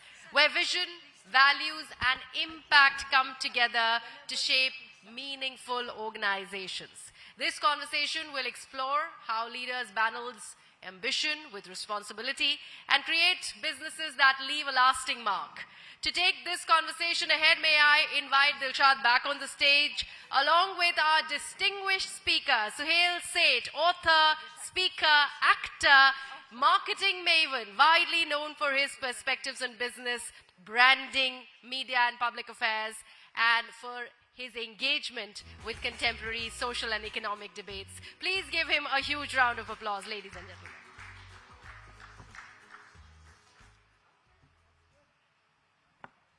Hello. Yes. Sohail, thank you so much for joining me again on a topic I know that's close to your heart as well, and we've spoken about this before. With a particular focus today again on a brand, on a company that has, in a sense, been a shining example of what we talk about today as a purposeful brand. Sohail, what does it take to be a purposeful business and brand today, and what is that one thing that new brands, new businesses can learn from the Tata legacy? Is this working? Yes. Yeah, okay. I think the one word is empathy. Brands don't tend to be empathetic. A lot of people in the world of marketing and advertising and branding talk about, oh, we want to sell our brand, or we want to engage with the consumer. You have to engage with the community because the consumer is a microcosm of the community. The mistake that is made is we are only targeting consumers and we are not targeting the community. Communities are your biggest buffer should there be a problem with your brand. And brands can have issues. Communities tend to trust a company, not just a brand. A consumer only trusts a brand. So if I can create a bridge of trust, a bridge of empathy between company and community, the consumer is automatically taken care of. Well, I have my old line on marketing. No one buys a brand, they buy benefits. You don't buy Diageo, for instance. You buy Godawan because you want to have a splendid drink. Or you don't buy Colgate. You buy the whitest teeth. So people have to understand that brands have a unidimensional relationship with the consumer. A corporation has a multi-dimensional relationship with the community. As long as you do not understand the difference between the community and the consumer, you will have a problem. And what is it, let's talk about leadership here. And we've always spoken about Mr. Ratan Tata, for instance, as an example of leadership, purposeful leadership. Give us your, 3 takeaways for today on what is it that we can learn from his style. So let's go back to the founding of the House of Tata. Jamshedji Narsarwanji Tata was born in 1838. He died in 1904, the same year as the first Taj Hotel came into existence. But in 1892, Jamshedji Narsarwanji Tata gave away all his wealth to the trusts. So here's the thing. If you were to adjust for inflation, the amount of money that the Tata family has given away is $102 billion. So they're the world's, or at least the 20th century's, largest give-back group or give-back family. But in 1904, when the Taj was born, and in 1907, when Tata Steel came into existence, and, Jamshedji had 2 sons, Ratan and Dorab, on whose names the most important trusts are. You have to read a book by Francis Harris on the Tatas, and it very clearly says, when you plant trees, you plant for maybe 20, 40, 100 years. But when you plant human beings, you plant them for life. So I remember in 1990, GRD was alive, and there was a discussion on Tata Steel. And at that time, the company was called Tata Iron and Steel Company. So at that point in time, the discussion was, how do you create a corporate campaign which doesn't talk about steel? Because steel, you and I don't use, I mean, on a daily basis. It's a byproduct or a building product. That's how We Also Make Steel came along. But We Also Make Steel came along because Tata Steel was the first company in the world to have the following: a 5-day week, maternity leave, women on the shop floor, free medical for life. Who does these things? And where I feel that the House of Tata has continued to steer the course is successive leaders, JRD, Mr. Tata, Ratan, today Chandra. They've kept that, and Noel, in Tata Trust. So I think that relationship between community and corporation has stood us in good stead. And the 3 attributes to answer your specific question are empathy, engagement, and embellishment. You must be empathetic, you must always engage, and you must embellish what you do. Not with arrogance, not with a big statement, nothing. Now, today, if India has some level of cancer care, it is largely because of the Tata Trust. Today, if you have the scholarships, the kind that you have, it's again because of the Tata Trust. So, I'm saying, it's not just that. Look at what Mukesh and Neeta Ambani have done. I remember many, many years ago, at that time we were talking about the Reliance Foundation. Mukesh said, "Nee, if you do good, you shouldn't talk about it." I said, you must. Doing good is inspirational. You must talk about it. I was telling Devashish here from Diageo, they're doing Godawan, the proceeds of which go to, saving and protecting the great Indian bustard. Yes. These are important things. People must realize that companies are doing that kind of thing. I remember for Coca-Cola, I ran a line called Little Drops of Joy, where you were talking about the whole ecosystem of distribution and helping people who were specially abled. And this is what I believe is the, leitmotif of India. Remember, everyone praises Warren Buffett and, charity. Charity was first spoken about by Manu in Manu Smriti 3,900 years ago when he talked about Daan. Charity is not new to India. And earlier, family like the Birlas and so on used to build temples. Jamshedji Tata and then Dorab and Sir Ratan Tata, what did we do? We built the TIFR, the Indian Institute of Science in Bangalore, TIS, NCPA. These don't belong to you and me. They don't even belong to the Tatas. It is so ironic. Bombay Hospital, Tata Memorial, which was created by funding from the Tatas. Once I asked Mr. Tata, I said, someone wants a room. He says, we have no role there. I said, means? He says, we don't even have nominees. That is true empathy. When you allow people the freedom, the right to run these organizations, again with empathy and with purpose, which is why I love what you're doing. The purposeful economy is the only economy that can bridge an income and strata divide in this country, where the income and strata divide is huge. You have to understand, people don't realize the advantages of a purposeful economy. Yes. Absolutely. But if there's one last question, given the absolutely phenomenal rise of Indian brands, Indian businesses, new age companies, a lot of homegrown platforms as well, what is it that a community, you were talking about, the values like empathy, which eventually go on to building a community and planting human beings, like you pointed out. How will that help brands today in a very volatile period? How will that help going forward? So let's take an example which many people don't talk about. I do because, I'm not in the Tata, I'm not a Tata employee.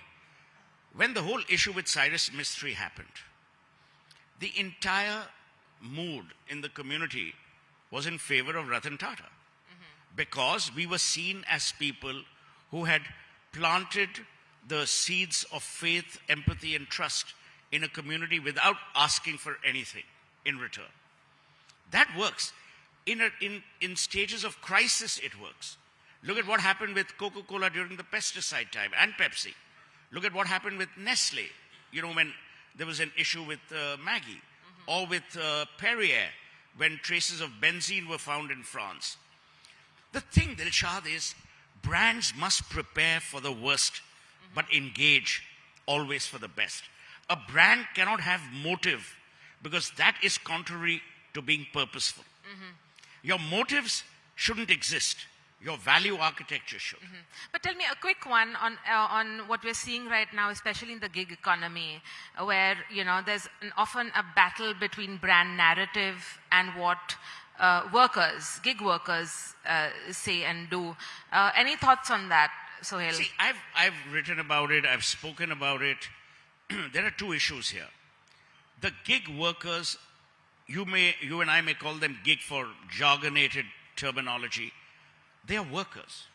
They are living and working for an income. They must be as well looked after as you would look after employees within your company. So let's say you're a Swiggy or a Zomato, whoever you are. That empathy must flow down. Like I even said during the time of the Indigo issue, that you had left the frontline staff of Indigo to fend for themselves. That is unfair to my mind. Forget what they did with the passengers. That's a separate issue, and a lot has been written about it. But I'm a great believer, Dilshad, that brands, only when they understand communities, will they understand what level of empathy and where that empathy needs to be delivered. I've always hated the phrase CSR. CSR is mandated goodness. I believe in non-mandated goodness. Which is why when Sachin Pilot said, 2% cap, that was silly. Because, let's say companies like Tata's, which were actually giving back 9% or 10% of profit, were then asked by shareholders, or could be asked by shareholders, why are you not reducing it to 2%? Goodness must be encouraged. Goodness cannot be mandated. And goodness must be when every employee feels good. When you carry a Tata visiting card, you may not be the highest paid, but you'll be the highest respected. Sometimes respect has a better premium than salaries. Well said. Non-mandated goodness. Thank you so much, Sohail, for joining us again. Pleasure chatting with you as always. Thank you.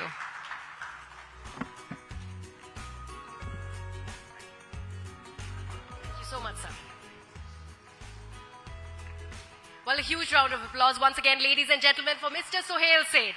Thank you so much for that. And also, Dilshad, thank you so much for that very, very insightful conversation on building organizations that are driven by vision, integrity, and long-term impact. Now we move on to our next session. In a country as diverse and as dynamic as India, the challenge isn't just growth. It is about creating business models that drive innovation, generate employment, and uplift communities, all while staying true to the values that define our nation. Our next panel explores how organizations can balance innovation, growth, and impact to build a stronger, more inclusive India by 2047.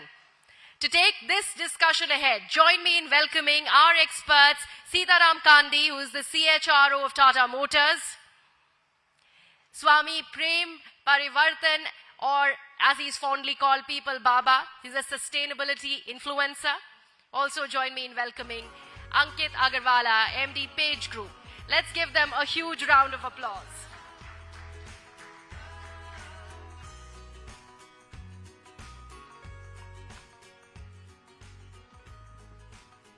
Thank you so much for joining me.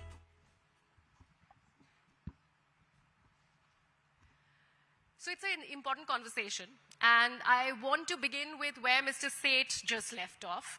He was talking about being empathetic, even in the world of business, because so far business was looked at with not very many flowering adjectives. But thankfully, because of gentlemen like yourselves, that entire discussion around business is also changing, and that's what we are here to discuss about. purpose, and how empathetic can business really become. How important do you think that aspect really is today? I'll start with you, Mr. Gandhi. Thank you. Thank you. And hello? Yes, we can hear you. You can hear? Yeah. I think if you have to sustain long, I think a lot has been spoken by Mr. Seth about. Okay, we'll just give you another mic. Hello? Hello? Thank you. Hi, good morning. I think a lot has been spoken by Mr. Seth about Tatas. So I come from the Tatas. So it's carried years after years. Business and empathy cannot be separated. And I've been part of so many meetings, not one leader has ever commented to do something which do not stand to our values. And all conversations start, does it have a positive impact on the community? Does it have positive impact on our employees? Does it have a positive impact on our stakeholders? If none of them is green, we drop the conversation. So any business proposition starts from there. I think that's one of the reasons why the brand continues and people still associate themselves with such brand. So if someone has to start a business and continue, I think this is the foremost and the best thing to first focus if you have to stay there for long. If it's a short term, one time, it's a different story, but if you have to go long, then you cannot separate empathy from the business ever. Yes, I think empathy is very important in business today. However, empathy is not just for the now and the immediate. How can organizations be very empathetic towards their employees today? Bring in that culture of upskilling in your employees, because that is what will keep them gainfully employed for the future. So empathy need not be shown by being kind, by being supportive right now, if I may say so, but it can be shown by helping your employees build long-term sustenance and long-term skill sets which will augur well for them in the future. And Prem, with you, empathy comes very, very naturally because of what you're associated with. It's very visually present. And that's why I say that you've taken it beyond the boardroom. And first of all, I mean, before you in fact go into why it is important, I really want to understand what led you into just dedicating your life and talking about how planting one tree is absolutely a necessity. People talk about climate change, you talk about how this is leading up to a catastrophe, and we have to act now. It's an absolute must. Thank you for having me here.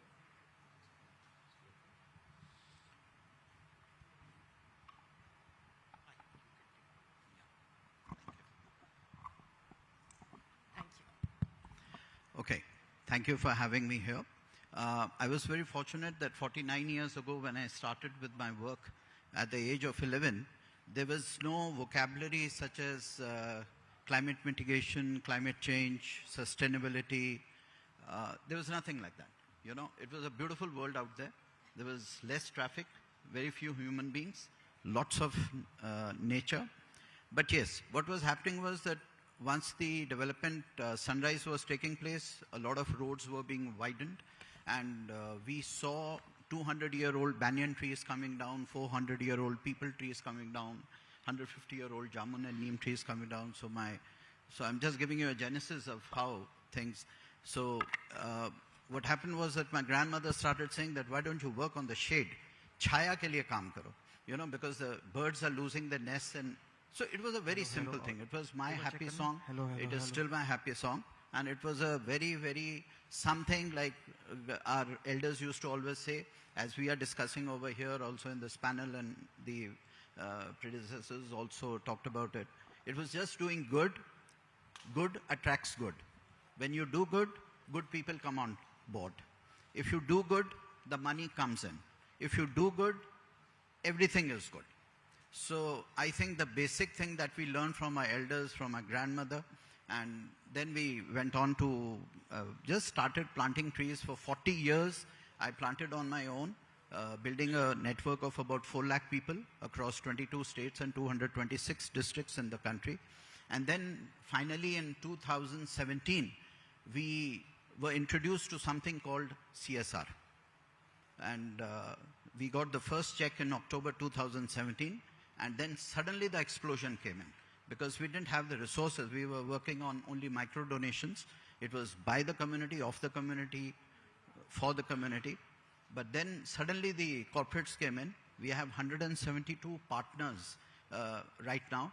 And we are the world's largest tree planting. I wouldn't say tree planting. It's an ecological restoration and biodiversity and wildlife habitat building organization.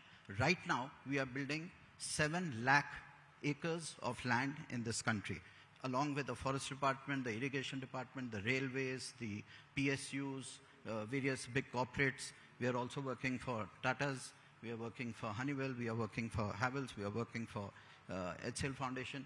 So I think the goodness, it grew for 40 years, and when the opportunity came, so all these 4 lakh people on the ground, they were ready for it, and then it just exploded.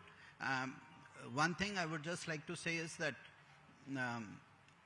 one good thing about us was that we didn't get too technical about it. When the CSR companies came in, of course, there was measuring, there was verifiability, there was auditing. We are being audited by the Big Four, by Deloitte, we are audited by KPMG, by PricewaterhouseCoopers, and then, of course, Grant Thornton. So that was a good part of it. But the foundation was laid for 40 years. So it was Mr. John Abraham who actually pushed us into creating a trust, because we were just working as an eco club called Give Me Trees, because our whole slogan was Give Me Trees. Means we were basically asking for saplings, we were asking for manure, hame खाद दे दो, हमें खुरपी दे दो, हमें फावड़ा दे दो, हमें बाल्टी दे दो, हमें रस्सी दे दो. Initially it was just word of mouth, So and that's how a person like and Johnny now it Abraham. is Give Me Trees Trust. Yeah. And how did this entire Tata Power Association come about? Because you were talking about empathy, and you were talking about how a company also looks at how much is it catering to the environment. So this one is a very, very apt partnership. Yeah. So I don't know, not many people would know that every vehicle we sell, we plant 1 tree quietly. A lot of partners across the country, we do it. So our association or our partnership goes in all forms. We work on what we call integrated village development. We adapt villages and we do end-to-end development of the village, right from employability, education, sustenance, environment. So we take a village, we develop as a model, and then we spread it so that more villages come into the fold. We work on employability. There's a lot of school dropouts across the country. So we bring them, we partner with a lot of ITIs across the country. We give them something which we are known in our field, like automotive field. We give them short-term, long-term courses, but we partner with them till they find a job. So we don't just drop them off. So this is on the large scale across the country. But in our own ecosystem, we go across the country and hire 12th pass, but who are not continuing their education any further, and bring them into our manufacturing sites, 8 manufacturing sites, and put them on earn value line. We run a program called Kaushalya. So today, 18,500 kids join us. So every year, 6,000 come. We sponsor their 100% diploma with all reputed universities in the country. We run a placement cell like any other university. I keep telling that we are the biggest university of the country, where 18,000 kids study for 3 years.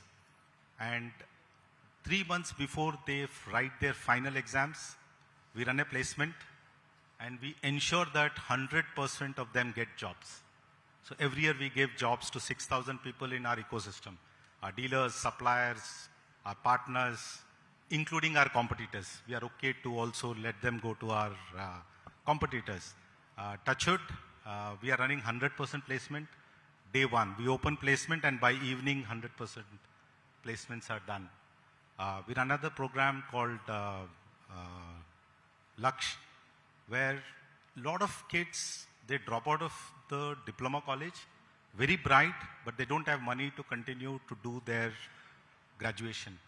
So we go across the country, we recruit about 400 odd kids, the brightest of bright. We get them, sponsor them 100% of their BTech. And if somebody wants to continue, we sponsor further for their MTech. And we ensure that they get a job. Post that, we don't drop. So we don't take any apprentice, like many other organizations take for 1 year. And then after 1 year, they're dropped. If we take someone, we ensure that their employability is continued, either with us or we ensure that they get a job in our ecosystem. So you're almost getting into Ankit's territory here, where it is about talent acquisition. But Ankit, when we talk about purpose, when you are acquiring a talent, how do you ensure, and we're not just talking about how you ensure that people or the employees that you give to companies are of global standards, they have those qualities in them. It's also important, and we are here also catering to a Gen Z audience, it's also important for the talent to feel that they want to stay with a certain company, and that's also is an absolute must. Where is that thought process really going when it is about this new lot that's coming into the workforce? Sure. See, the workforce of today is a very aware workforce, and the culture and conscience of an organization is amongst the top 3 or 4 reasons that they choose to join an organization or stay in an organization. So even if a corporation's first priority may be to make profits, their employees keep them honest that, hey, if that's the only focus, then this may not be the most attractive place for us to work. So I think that ecosystem is actually improving because of the greater awareness and because of the greater focus on the younger workforce, if I may add, on the conscience of the organization, how purpose-driven is the organization, what kind of a social impact are they making. It could be through CSR, it could be through charitable activities, it could be through foundations that the organization is supporting, but every organization today needs to make an impact and needs to visibly make an impact which their employees can be part of, can talk about, can share with their friends. And if you don't, you risk not being competitive as an organization. So I'm giving you the business side of the reality as well. Yeah, absolutely. Yeah. Since we have the leadership from environment, from industry, from talent, I would like to end on this one question that I want to ask you, Premji. Where do you think these 3 sectors come together so that the nation building that we are looking ahead for 2047, that happens? I think the title of your program says it all, the purpose economy. At various forums, I've always argued on this thing. What is the purpose of economy? It is ultimately health and happiness. Ultimately, it is the wellness of human being. Ultimately, is whatever you talk about development, it has to be human-centric.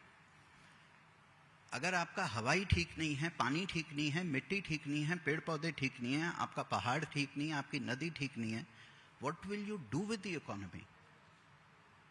What will you do with your building? What will you do with your car? Where will you go? Okay, so it is so purposeful what you have written here, the purpose economy. The whole purpose of economy is health and happiness. Even after earning billions of dollars, ultimately what do you want to do in life? You want to relax. You want to have a nice life. You want to go to the mountains. You want to go to the Mediterranean. You want to go to Goa. You want to go. Ultimately, it is that only. But if you don't have that, so across sectors, since we are working with 172 corporates in CSR sector, in wildlife habitats and biodiversity, in creating forests and many forests, and farming, natural farming, gardening, doing all this. I always tell people, if you don't have a purpose, what is the benefit of the money that you have in your pocket or in your bank? Or, you know, we talk about GDP, we should be talking about GEP, the gross environmental product. We should be talking about GHP, gross happiness product. Bhutan is doing it, Japan is doing it, Scandinavian countries are doing it. Why can't we do it? Our engineers go and build Singapore. Our people go and build Dubai. Why can't we do it here?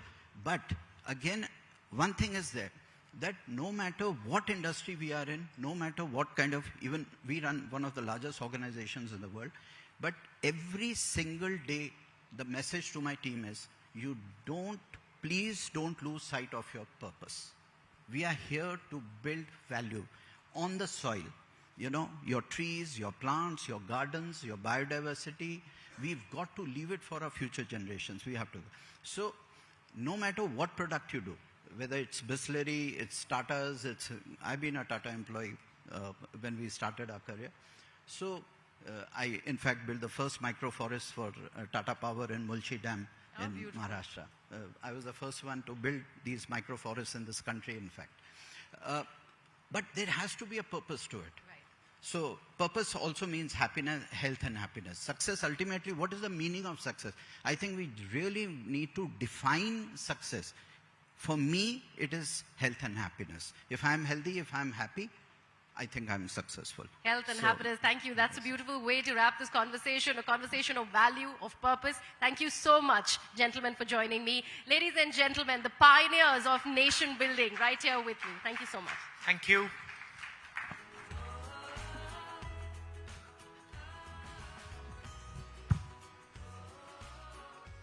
A huge round of applause, ladies and gentlemen.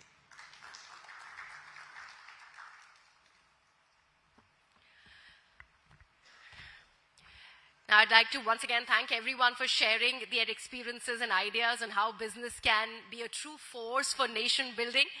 We've spoken about purpose and we've spoken about practice. Now comes the most human test of all, clarity of vision. In eye care, impact is not measured in claims or campaigns, but in outcomes that genuinely improve how people see, live, and engage with the world. This session looks at how innovation, when guided by a larger vision, can move beyond credentials to create meaningful, measurable change at scale. Please welcome a leader known for driving growth through brand building, market expansion, and consumer insight. Nirmal Lobo, Chief Sales and Marketing Officer, Eye Care Division, Titan Company.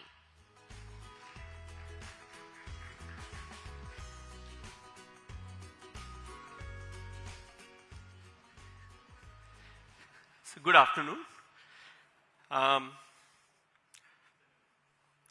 The biggest gift that we have is our senses, if I may call it health, happiness. And top of that would be our eyesight, which is to do with vision. So today I'm here to speak about what we do in this field of vision. For most businesses, you have to go looking for a purpose. In our business, it's deeply embedded in the business model itself. How can we enable vision? In the next 15 minutes, I want to kind of take you through what we are up to, what is the challenge, and how are we going about addressing this, not through marketing parlance, not through business, but through very human touch as to how we can reach large amount of people and serve and solve the problem.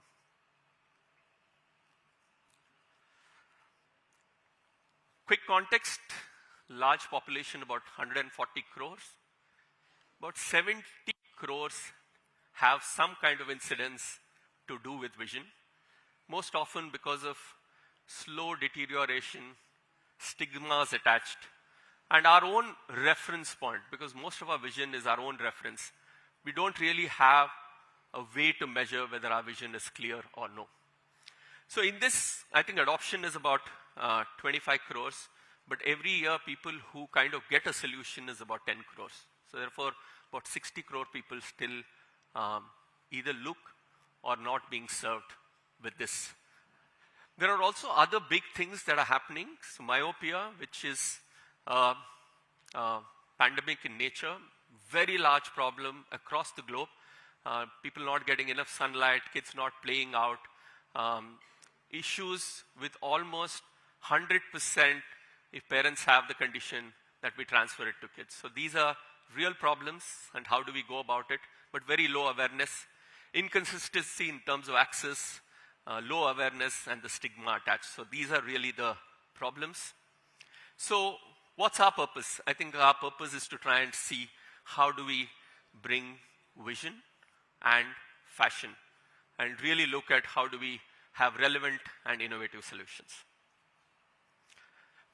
Quickly, thing or two about Eye Plus. What do we do? I think we are a multi-brand eyewear store. We have brands from Titan, Fast Track, and an array of international brands. Best-in-class lenses across the best in the world, whether it's Zeiss, SLR, Hoya, or Titan itself. And a wide network which cuts across 300 towns and about 850 stores.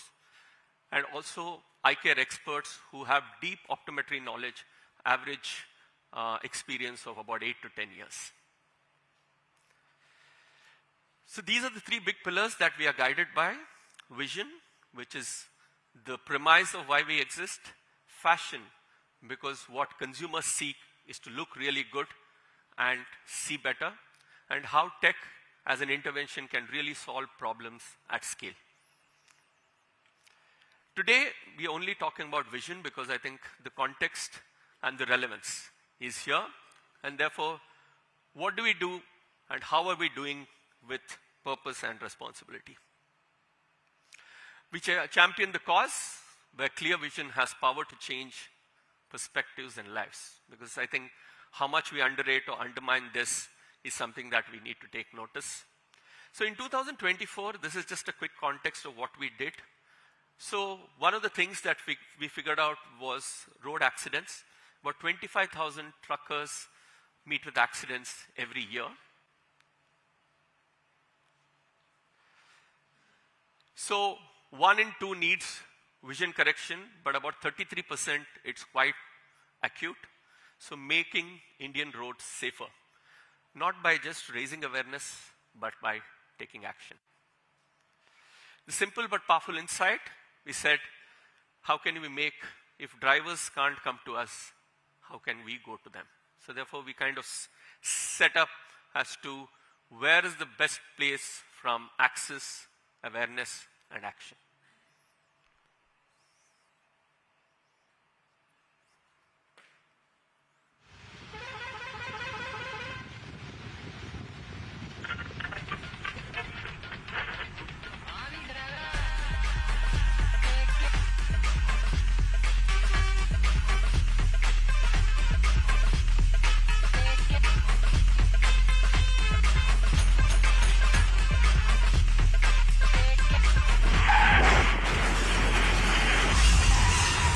And 3 truck drivers in India have compromised vision.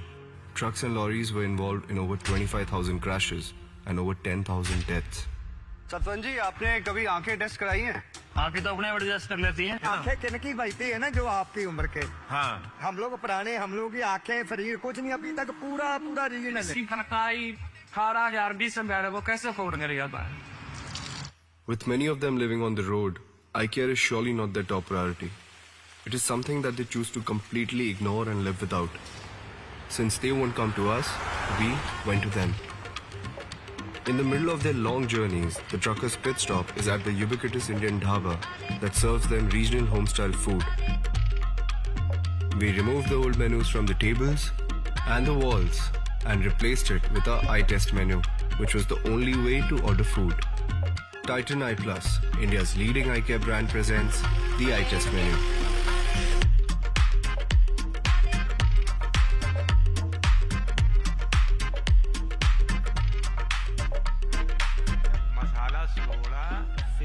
Samosa जल्दीगा EMK उसके बाद से नीचे नहीं दिखता sir, छोटा अक्षर नहीं दिखता। नहीं दिख रहा पढ़ाएगा ये नहीं, वो तो बिल्कुल ही नहीं, वो तो ऐसे जीरो लगता है। Once the truckers knew they had a problem, we had optometrists on site to conduct a thorough eye exam, which was free of cost and would determine what the corrective prescription spectacles would be. The eye test is devised and designed exactly the way we do in our clinic. The only difference is the alphabets are replaced with the names of menu dishes.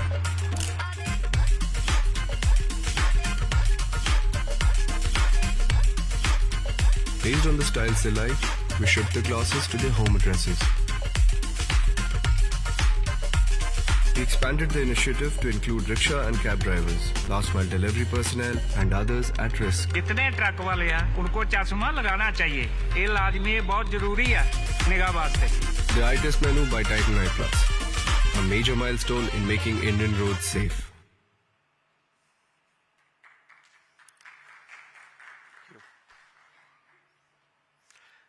So, just doing it, what it did, I think good deeds travel. So over 100,000 drivers were tested. So I think really taking it to scale. About 54% received spectacles free of cost. About 5 million people had views to this film. This was not meant to be a marketing campaign. It's more an awareness campaign. But the amount of virality this got and the way it got spread, everybody spoke about it. Everybody, when they saw the film, it was very endearing. They knew that there was purpose behind it. And we also had collaborations with a lot of large organizations, including the National Highway. We had Tata Motors, Tata Steel partnering with us. A lot of organization came saying that, I mean, it's in our best interest that we kind of take care of this problem. And this is really how we went about it. Over and above this thing from a marketing parlance, what really this did, I mean, winning the Cannes. For 40 years in Titan, this is the first campaign that has got us 3 lions.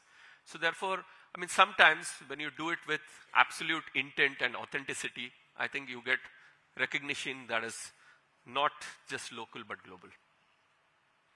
So what next? 2024 we did that. So this is the other problem that we said. With the large population, where is the early detection? Where do we really need to focus? About 3 crore children really have problems with their vision.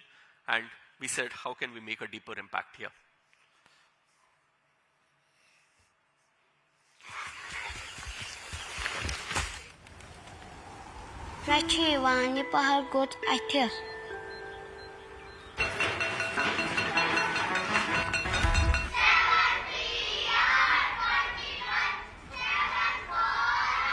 One in 5 school children in India have blurry vision. Most children go on with life thinking their poor vision is normal, and that's just how everyone sees. Most parents believe that poor vision problems only come with age. As a result, children are rarely taken for regular eye checkups, an issue that's prevalent in non-urban India. Fortunately, that's also where the stars shine brighter. Titan Eye Plus presents the Ektara Project. Centuries ago, people tested hunters' eyesight by asking them to spot 2 stars, Alcor and Mizar, in the Great Bear constellation. If they saw 2 stars, they had great vision. If they saw only 1 star, they had blurry vision. We turned this ancient wisdom into a playful eye screening tool. A simple glow-in-the-dark star-spotting aid that helps children take the hunter's test in a fun way by matching the dots to the Great Bear constellation and counting how many stars they see in the circle. ये बहुत पुराना scientifically proven test है जिसे hunter test बोलते हैं. Titan Eye Plus collaborated with schools across India and had children spotting stars. Children from across India took the test and submitted their responses. And every Ektara test was followed by a complete and free eye test by our optometrists. आप read कर पाओगे? These cards were also made available online for just ₹1. Over 100,000 kids tested so far. Even Tinkle, India's largest circulated comic book, took notice and helped us reach over 1 million children. This project continues to help millions of children see better. Titan Eye Plus Ektara Project, correcting India's vision early.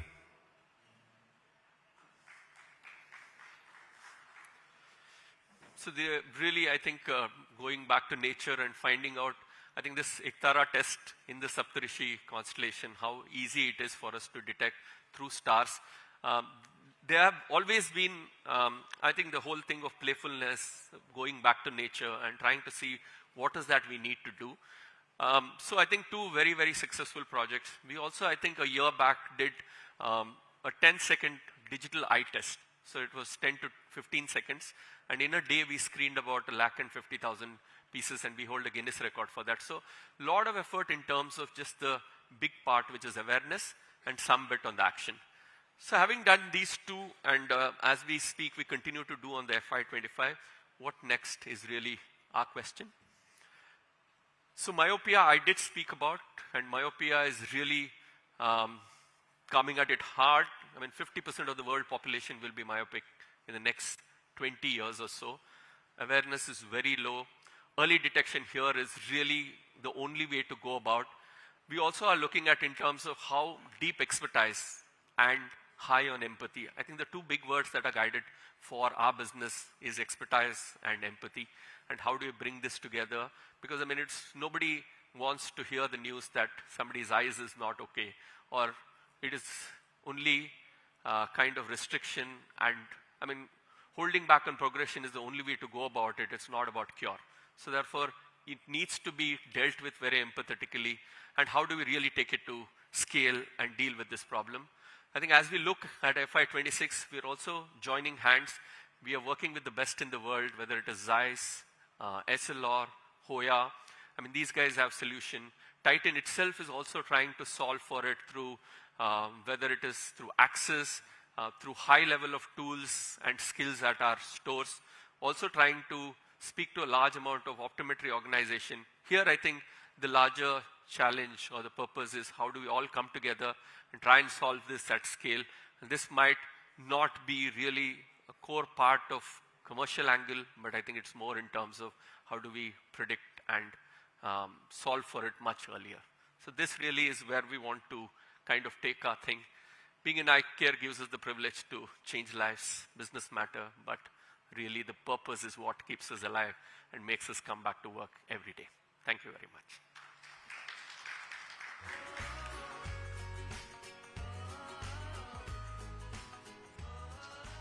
Thank you so much, Mr. Lobo, for sharing such valuable insights and perspectives. Thank you. Now, India is urbanizing faster than ever.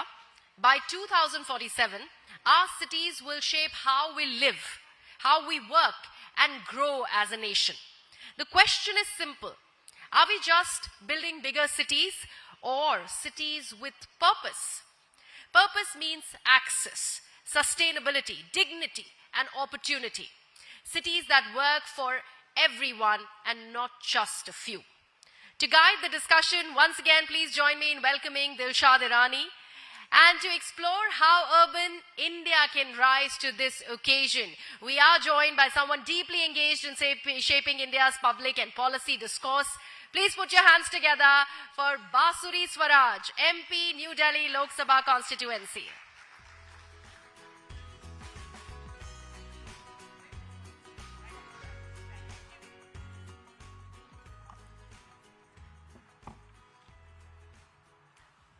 Hello and welcome to the Power of Purpose stage. Bisleri, it's an absolute pleasure, let me say right at the start, to speak with you. I've heard you speak before so eloquently, and which is why I want to start with a slightly personal question, and it's a really tough one for a lot of people to answer.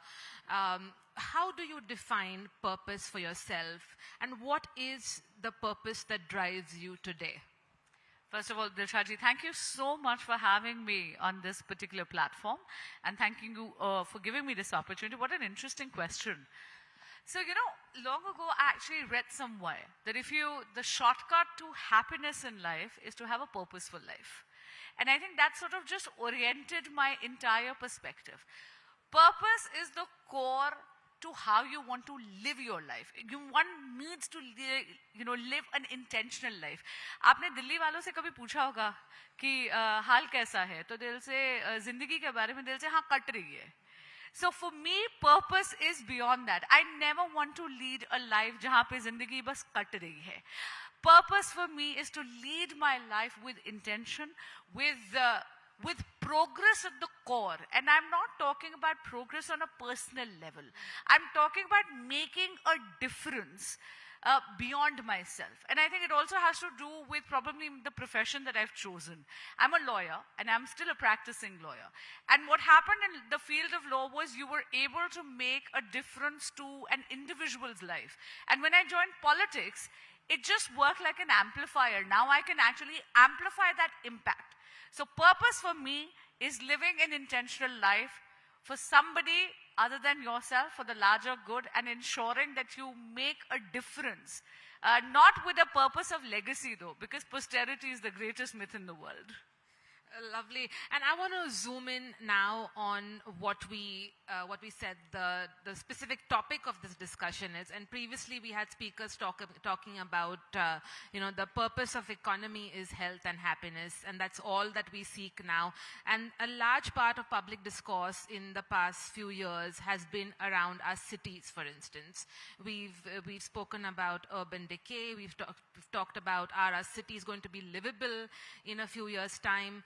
Bisleri, what is your vision for Indian cities? Where do you see Bharat in 2047? What will our cities look like? So I have a very optimistic view of our cities, and it's not rooted in wishful thinking. It's actually rooted in the vision of the Honorable Prime Minister Shri Narendra Modi. When he talks about Vikasit Bharat, he is also talking about Vikasit urban cities of India. For example, we're talking about Vikasit Delhi. In 2047, I think that our cities will be greener. They will be Atmanirbhar. So self-reliance will be at the core of it. And I don't mean self-reliance only economically, but I mean in terms of energy efficiency. India is already working towards energy autonomy. I think it will be a city which will also have digital sovereignty. We would have democratized the access to technology. We would be leveraging technology to make sure that we are talking, our rhetoric moves forward from just GDP to actually ensuring day-to-day happiness, ease of living, ease of doing business. But you know, when we talk about vision, there is often, let's also talk about the gaps then, because there's often this gap between vision and execution. As we speak today, what is happening to fill those gaps? What do you think are the critical gaps to begin with? So I think there are major gaps, obviously, and that is a genuine problem. But I'm very proud that the Modi administration is recognizing those gaps and is taking care of that. Let's begin with Budget 2026. The Union Budget, it has chosen people over populism. It has actually chosen actual action over mere rhetoric. This budget is something which is laying the foundation and making the foundation strong for a Vikasit Bharat. Let's talk about urban cities. If you actually look, there is so much of, let's begin with capital expenditure, right? This is the highest ever capex given by a union government in the country. The capex has actually gone up by 23%, which ensures that it is going to be an economic multiplier. The fact that there is so much of economic impetus given to, for example, AI, or to ensuring that India becomes a hub for data centers by giving them a tax holiday to companies who are ensuring that there is cloud storage abroad, giving them a tax holiday till 2047, or by ensuring CERs, which is specifically made for urban cities and giving a 5,000 crore rupee economic impetus to ensuring that we are building more than 100 smart cities. Keeping green energy, keeping renewable energy at the core, whether it is ensuring that you subsidize and give tax exemption on something as small as sodium antimonate, which is the raw material for producing solar glass, ensuring that you're giving tax exemptions on basic custom duty for ensuring that lithium batteries become cheaper. You're talking not only about energy generation, you're also talking about energy storage. These are small little things that you're doing for ensuring that you're making a brighter future, a greener future. You're giving impetus to Indian manufacturing. You're also giving impetus to Indian infrastructure, 7 railway corridors, multiple waterways. All of these small individual measures come together to make a very holistic and optimistic future for a Viksit Bharat, and especially for our urban cities. Bisleri, I want to ask you, there's a lot of impatience, of course, in many cities, especially year after year when we face floods or heat waves. What would you say to this kind? I mean, the impatience, of course, is absolutely justifiable as well. But what's your message to citizens today who are saying, we're paying our taxes, right? We want better living conditions, better cities, world-class cities. I understand the impatience. We're all stuck in the same No, track. I really understand the impatience, but I will say this as a जनप्रतिनिधि. मैं आपके मंच से देवतुल्य मतदाता को कहूंगी कि आप अधीर मत होइए. हर एक संकट का हल होगा, वो आज नहीं तो कल होगा. अगर मैं दिल्ली की बात करूं, we are taking very conscientious measures for ensuring that Delhi becomes greener, safer, and everything that you think is a problem will be addressed. I'll give you small examples, right? हम लोग दिल्ली में जब भी आते हैं वो कूड़े के पहाड़ देखते हैं. Until a year ago, you know that there was another ruling dispensation which was synonymous with apathy. It was there, it was like a visual eyesore and nobody did anything about it. The fact that the Rekha Gupta government, the BJP government has ensured that we're actually doing biomining of legacy waste. Out of the 3 large landfills that there are, ye kude ke pahad mein se, we have already reclaimed more than 45 acres of land, and 7 acres out of those 45 acres have been reclaimed and given green cover. आपको बासेरा याद है? बासेरा अभी आप जाओ, एक वक्त वो वहां पर भी it was nothing but a dump site. But अब आप जाके देखिए वहां पे 300 से ज्यादा आपको बैम्बू की varieties लगी हुई मिलेंगी. We have reclaimed that green space for our people.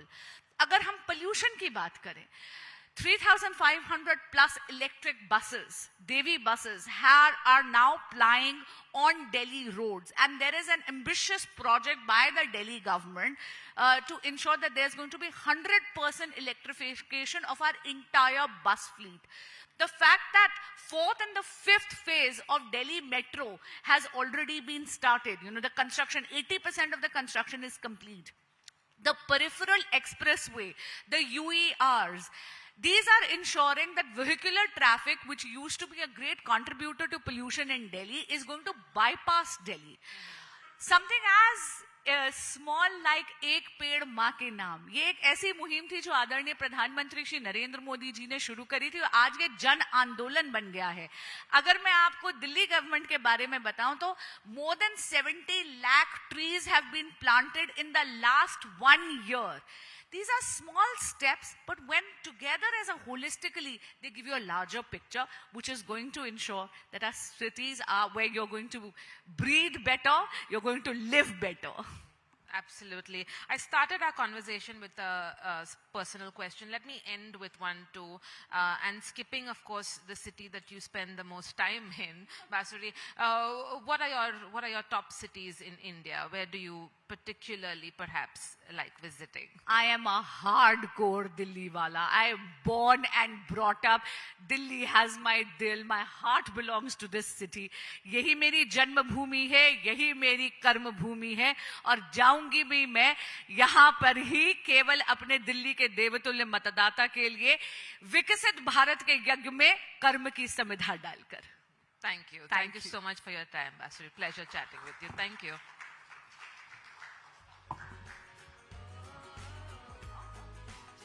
Thank you so much, Ms. Swaraj. Ladies and gentlemen, a huge round of applause for Bisleri Swaraj and also Dilshad there for steering that conversation ahead.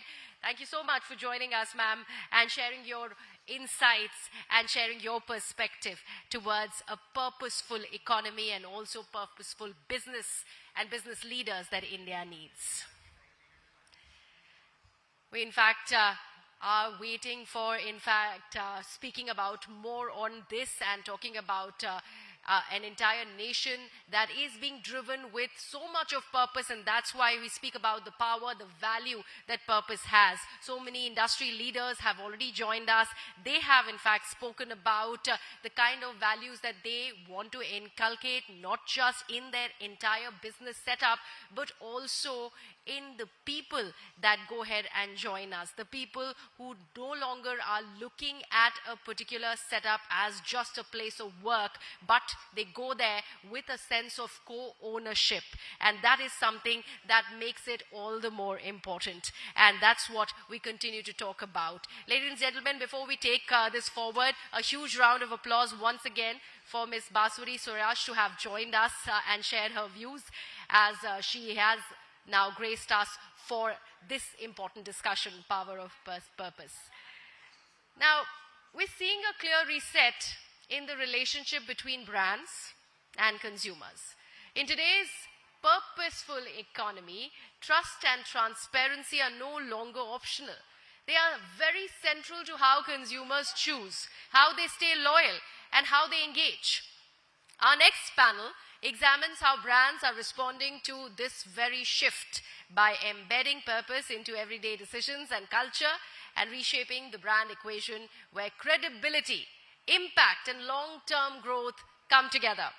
To lead this next conversation, please welcome Imran Fazal. And joining him for this session are Kuvan Himmat Singh, Director Corporate Affairs, Nestle India.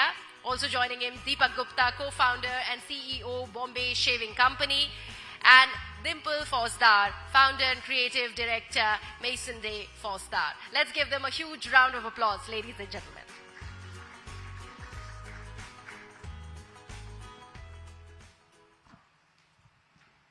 Welcome, everyone. Today, when we look at purpose economy, brands today are going towards sustainability and the purpose that today the consumers are looking forward to. In the need of this hour, Dimple, I want to understand more from you how a brand like you can enhance this communication and purpose for its consumers. Thank you so much for having me. First of all, smelling is one of our 5 senses, and I feel it's really underutilized. In India, we are actually not using our sense of smell so much. So I really wanted to, give this experience to people where people actually can elevate their lifestyles by and through fragrances. It is something that truly can and has the ability to make our lives much better. And we do all of this through very ethical practices. We make sure that India has a world-class product and something that can be represented globally. And India, though it's been a provider and it produces a lot of raw materials for perfumery, but never has it been, no Indian brand has been represented in the global platform. And I wanted to do that. But how important is it for a brand like you to join hands for this purpose and push towards such communications towards its consumers? So we, whatever we are building, we do it with our audience. Everything we share on our social media so that people know exactly what we are doing. There's nothing hidden. Everything is out there for people to see and to trust us. Because, in today's day and age, trust is everything. And me as a founder, I make sure that I'm there to address everything, to give people that comfort and, tell them that we are building something truly of value. Right. Himmat, Nestle India does a lot of ESG and CSR responsibility activities. How do you take this narrative forward when there is a lot of noise around in the social media? And how do you make sure that brands and the consumers are communicated with that message? Okay, thank you very much. Thank you for having me over here. You know, it's been a very Tata-heavy session for very good reasons. But I must say that we are a company, Nestle, which, like the Tatas, is slightly older than Tatas. We are about 63 years old. And there are good reasons for that. And the reason is, somewhere along the line, there is purpose embedded in everything that we do. It's in our DNA. Okay? Much before the word CSR, as you alluded to, became fashionable, we developed something called creating shared value. It's a global thing. You know, CSR only happens in India, but it's a philosophy which, if you come to our office, you meet our employees, you will sense a certain trait of humility, empathy, and respect.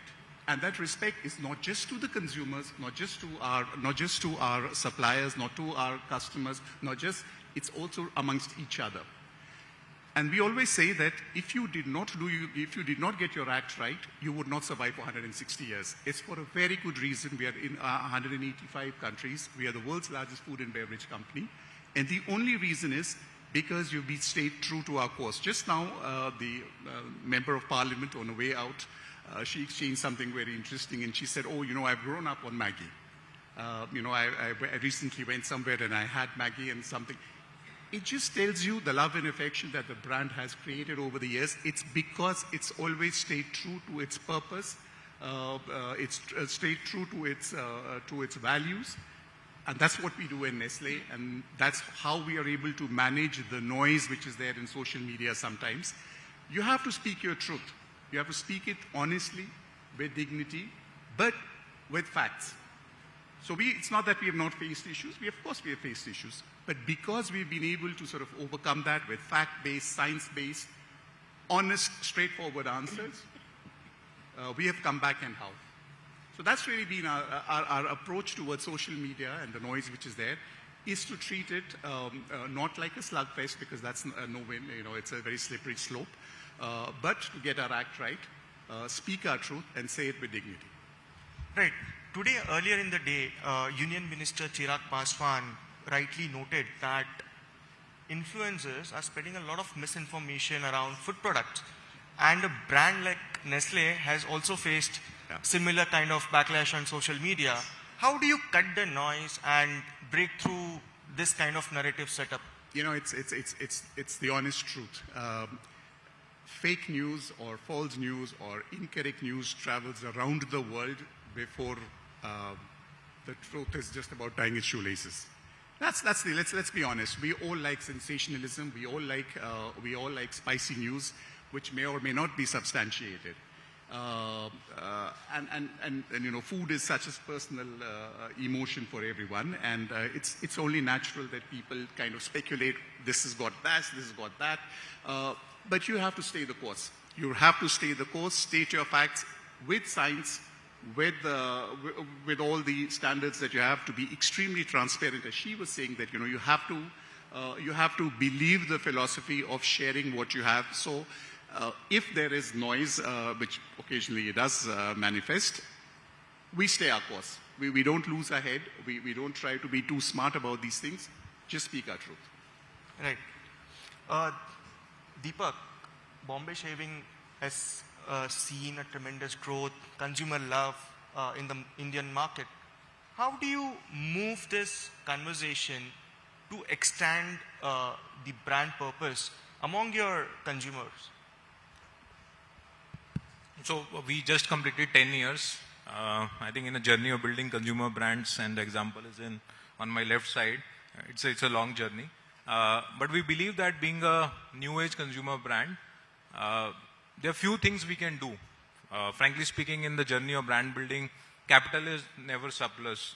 And you also need to kind of burn to kind of reach to a certain trial awareness for the brand. But what we can do as a brand, we believe that we can still spread spirit of entrepreneurship in a lot of young Indians. So for example, what we talk internally is that we are the brand for young entrepreneurial Indians. And we do this in many ways. For example, we have invested in, 30 young startups through a fund we created within the company. We incubate a lot of startups within our office They basically initially don't have office space, they work out of our office, and then kind of once they expand, they move out and work. I mean, I wanted to come to that point wherein newer brands, do they have enough budgets to allocate, or are they doing it? I'm sure that it is an integral part, because today Gen Zs are also looking for more than what a brand gives. So are they doing it right now in India? India is, I think it's just at the explosion of aspiration, where the rat race of acha padho, where you get into a job and then figure out what you have to do in life is changing completely. Now kids in like getting into their 12th standard, like we have interns who have just passed 12th and they want to start on their own. Right? So it's completely changing. How do we kind of, in our small way, ignite that fire and give them platform to just kind of try it is something we are enabling as an organization, but long way to go. Right. Dimple, luxury brands often face this issue wherein you put in the brand messaging with ESG and sustainability, but it comes with a cost, right? It comes with a price. Are consumers looking into it to buy such products? How are you looking at the transformation towards these brands? How are you doing it for your brand itself? Fortunately or unfortunately, people in India are still very price conscious, and they are still looking for, they are compromising on the quality for a cheaper price. But we stuck to our grounds because I truly believe that people should use the best, feel the best. So we chose not to compromise on the quality. And that's why whatever we source, first of all, it's ethically sourced, and we chose the highest quality ingredients. Even the artisans, even the perfumers, I could have easily chosen French perfumers, but I chose Indian perfumers to showcase their talents, and thereby building something holistical and something Indians can be proud of and can really enjoy wearing what they are wearing. Right, but then on one hand, when we talk about sustainability, we are also seeing growth of fast fashion in India, right? And it keeps on burdening the ecosystem. Do you think there is a way to cut down on such environment mess that they do? I mean, fast fashion and cheap perfumes are flooded in the market. And though people are aware of all these things about sustainability and whatever, but when they are actually purchasing it, that time I think they are not guided by, the sustainable thing in mind. They eventually do end up buying what they wish to, or whatever they see on Instagram, whatever ads are playing everywhere. But I think now there are a section of people who are becoming more aware, and I think gradually this will, with talks like these, people are going to have more awareness. Right. Himmat, we also saw in the US wherein President Donald Trump has cut down on the ESG. All MNCs are operating in India. How do you think that has made a transformation or change as to how ESG is looked into India, because the policy has changed in US as well? So, I mean, I won't speak about people come and go in governance. That's fine. But I think for us, for companies like us, ESG is part of the philosophy of being sensitive to the environment where we work, in the communities where we work, for the larger good. We are here for the long term. We do not believe that if you do not talk, it's all very good to talk about pricing and performance and all of that. But if you don't have a larger purpose, and ESG is part of being sort of sensitive, I don't think you can survive. I mean, pricing may just open a door. The performance of the product may sort of get you in. But if you want to stay as a company for the long term, you have to be sensitive to the society, to the communities, have a long-term vision of giving back. There was a fantastic presentation earlier by the gentleman from Bisleri, and it was eye-opening. He said, as much water we take out, we plow back 4.7 or something to that extent. Unless corporations talk about giving back, it doesn't matter about whether ESG, what we're talking about is compliances, one country may insist, the other may not insist, that's fine. But as an organization like us, for us, we are in it, we are committed to it for the long term.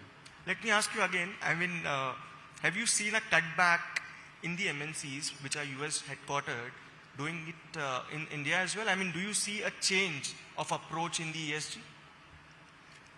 Not in India, I'll be honest. I think people are staying to the course. I don't think people react.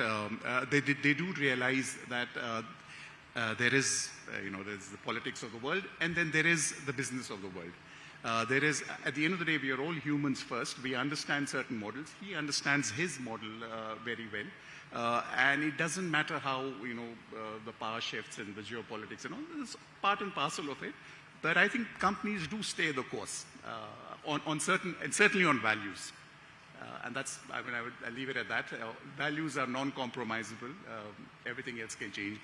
Pricing can change, product can change, packaging can change.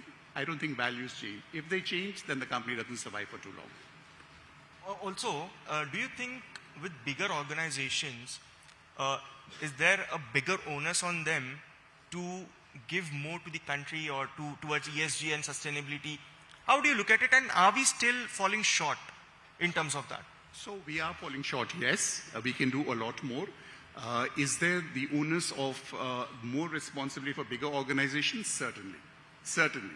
Having said that, it should be a level playing field. I think it's not as if only certain organizations of a certain scale ought to be compliant and the rest can get away with it.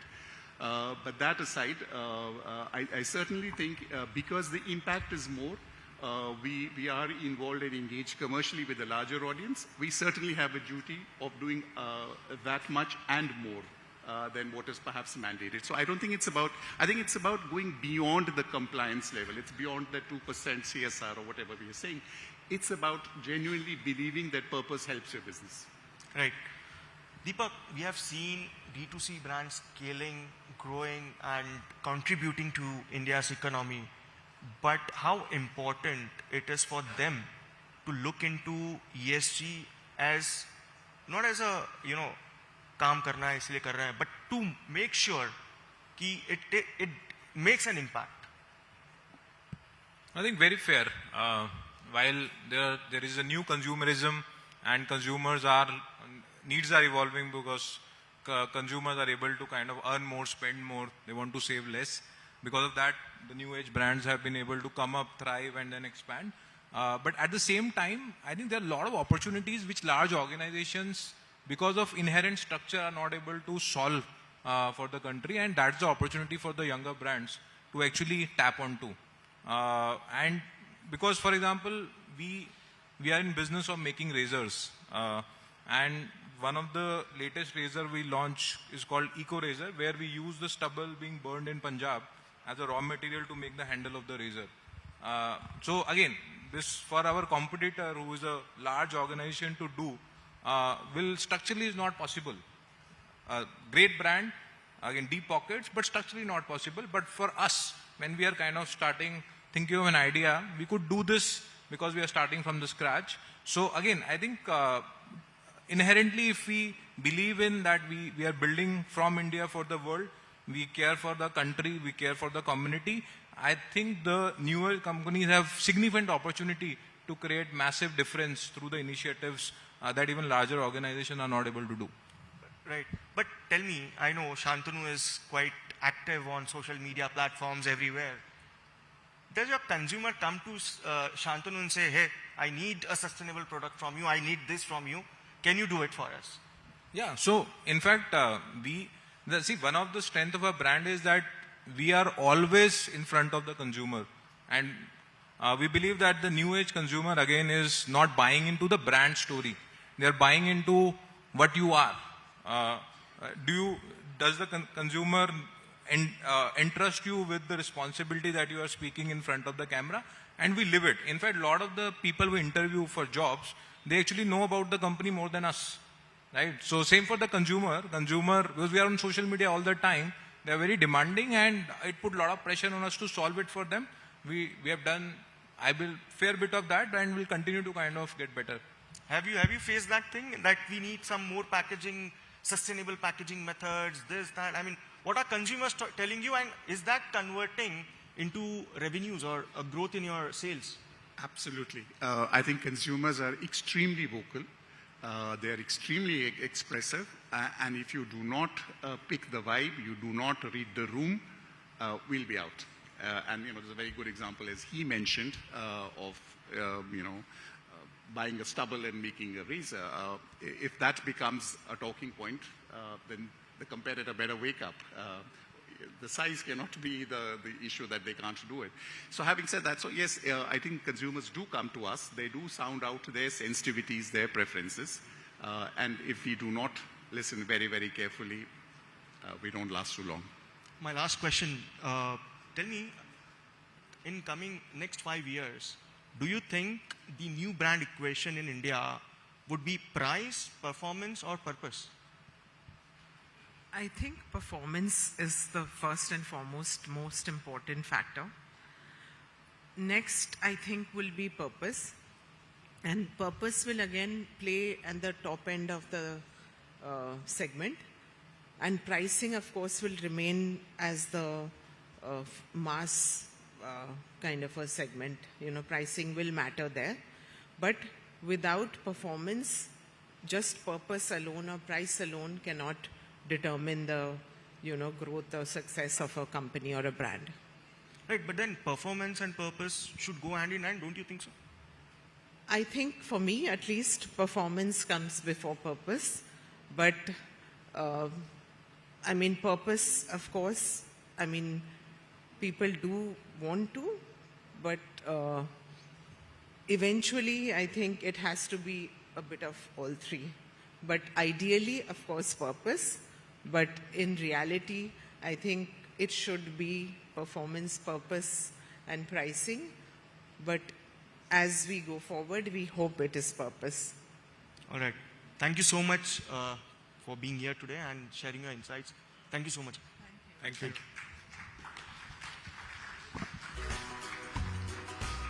Thank you so much, Imran, for that interesting conversation. Thank you so much, ladies and gentlemen, for joining us here on this chat. Thank you so much, sir.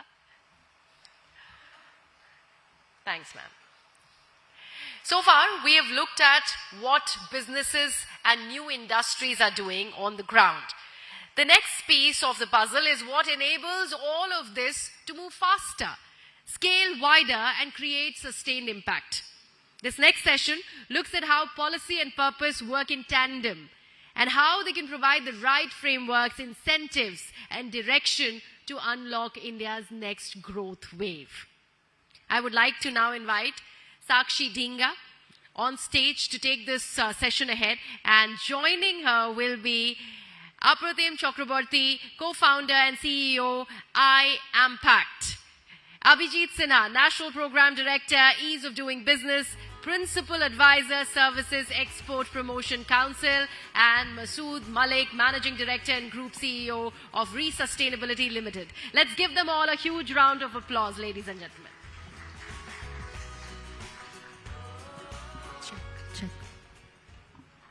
All right, a very, very good afternoon to each one of you. I suddenly see this quiet Zen mode. I know everybody's hungry, but in order to make sure we are all pepped up, one round of applause so we know you are alive. All right, so one storytelling session from me. So I ended up asking a few people who are expanding their manufacturing unit. They said everything was on point, be it your waste management, perhaps, your wages being, sent out on time. But in spite of that, the paperwork, and we've all been through it. So before I ask you to introduce yourself, could you just tell me one thing from your end? What is that one process or a policy that has somewhere made our lives better? So can I start? Yeah. So for us, we are Eye and Pepsico, and we primarily work in CSR. So I think a policy which has made us alive is the CSR mandate in 2013, which has helped the companies or directed the companies to spend 2% of their, for social responsibility. So that's one. That's something I would like to mention. Okay, sir, you. I would say I've seen the generation when if somebody is applying for a government job, they need to run around with their certificate to get it attested by a gazetted officer. Today, right from your identity at airport to the KYC that you have to give to bank or somewhere where you have to establish your identity, this has worked and gone a long way ahead in India to make your life easy. Good afternoon. I think the one policy that has had the most significant impact on circular economy in India is extended producer responsibility. So essentially, it's a quasi-tax of some sort, which says you have to take responsibility for what you put out in the market and what happens to it. So while you were answering the question, you forgot to introduce yourself. My name is Masood. I'm part of Re-Sustainability. Re-Sustainability is India's largest environmental services and recycling company. It's a 30-year-old startup, 30,000 people across the world, and today one of the largest recyclers in Asia. Wonderful. Pratim, I'd like to come to you. You are in the intersection of impact and investment, right? What are the biggest policy gaps that you see are perhaps stopping enterprises from scaling in India? Yeah, I'd like to mention two. Firstly, I think there's this ambiguity, right, in impact benchmarking. I think when we go to corporates to help them digitize their data, they don't have a definite answer as to what are the impact metrics they would track or they would like to understand better. Also, there's a lot of focus on the input matrix rather than the output matrix. So that mandate or that benchmarking from the government or in the policy would definitely help the corporates find a direction. Secondly, I feel that there is a lack of funding also from the government's or the policy side. There has to be a more constructive or more structural framework where the startups which are working on the impact sector would be a little more motivated. So these are the 2 points I feel. Abhijit, I'll come to you. India's moving at a very fast pace, right? What's the next wave of reform, if you had to walk us through, that connects regularity, simplicity and sustainability all together? So India has graduated from a very fragile, spread over and very varied economy to a very strong and fast growing economy today. If you look at that maturity which is now getting translated into lives of people, the age from 2014 to 2024 has already completed 2 legs of reform and perform. In this third term of government, we are looking more about transformation, and this transformation is bringing graduating economies from ease of doing business towards ease of living. This ease of living is not only walking on the street or having a good breathable, walkable, drivable cities, but also translating into the accountabilities that economies, people, citizens, they expect from their digital privacy to assurance of a fire, police, ambulance, services which matters a lot.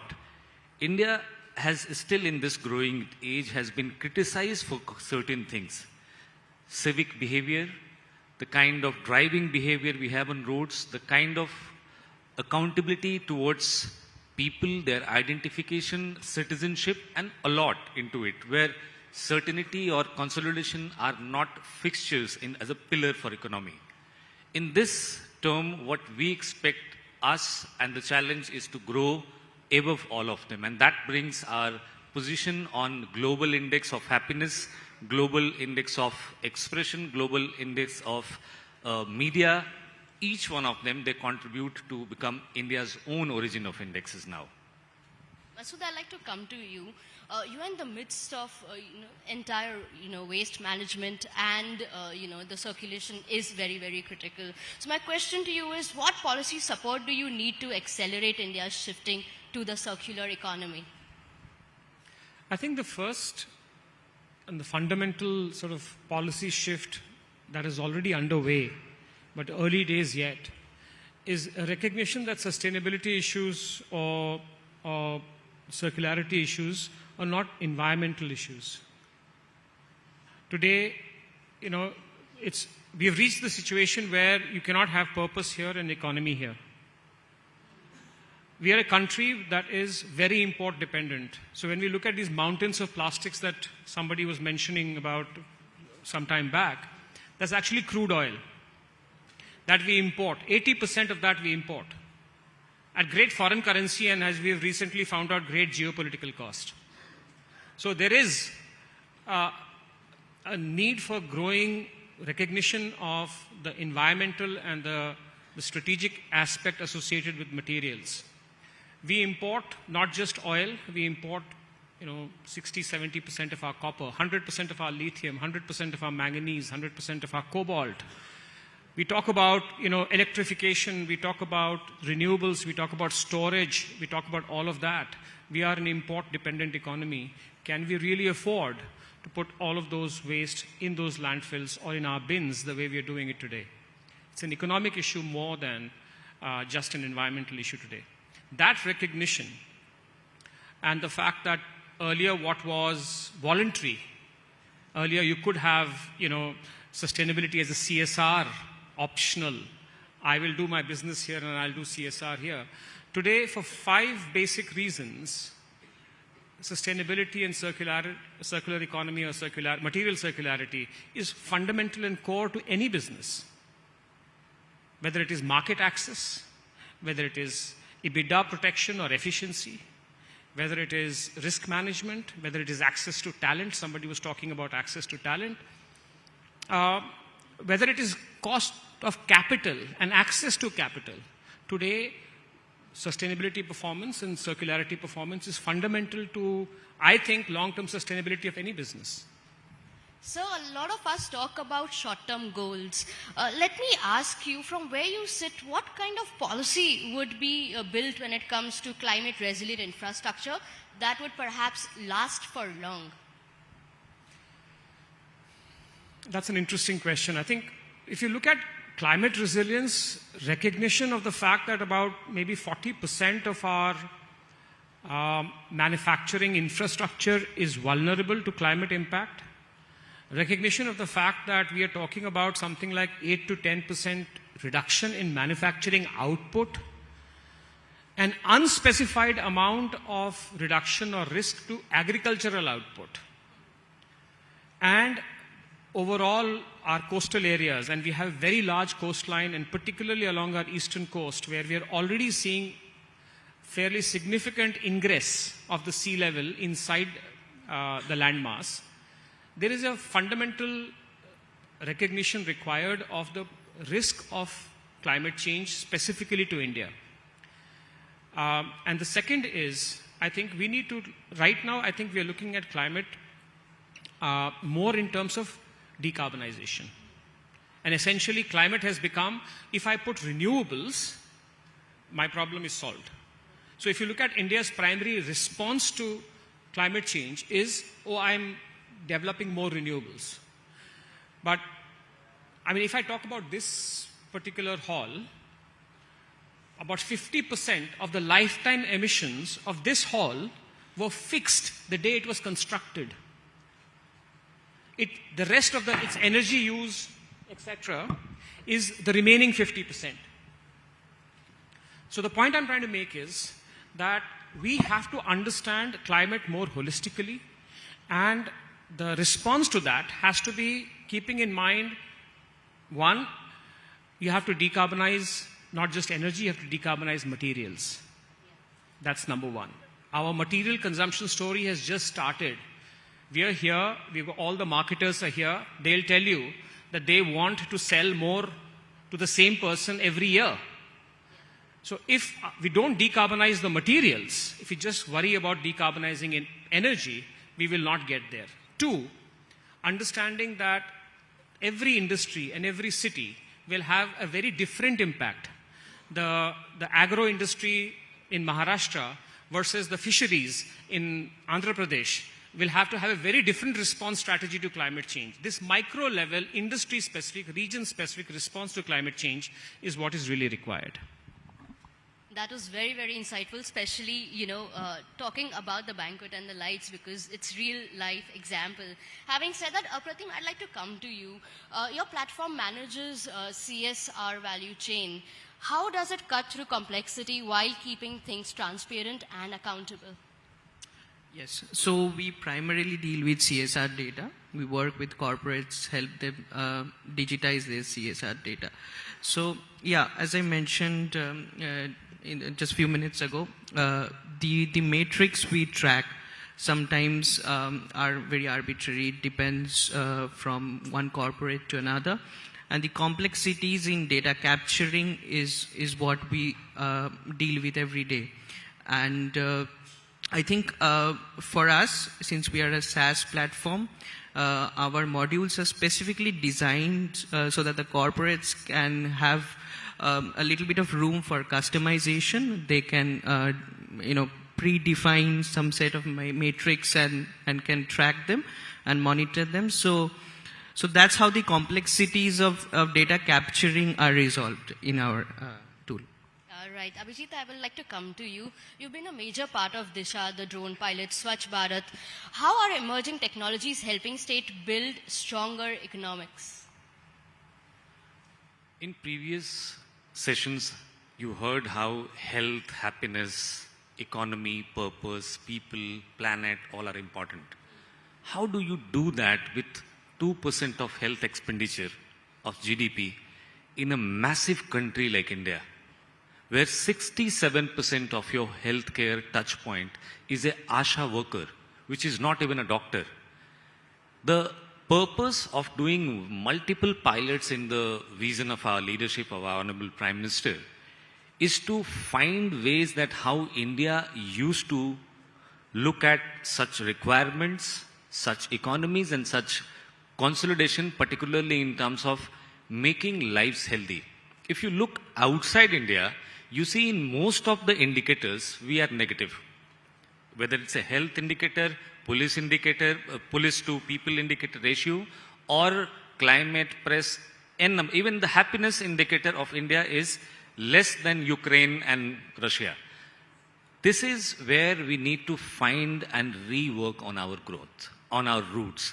And this is where Disha comes in with her ambition that how this conversation between a Disha worker, ASHA worker, with the woman from village is translating into making Asia's largest healthcare database.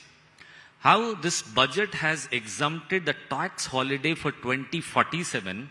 First time the Viksit Bharat is visible into numbers in a budget session. This too brought together bringing a depository of healthcare data which is used by a drug company, device company, population health management company to monetize and refine their product. And then how it is bringing economy, a new economy.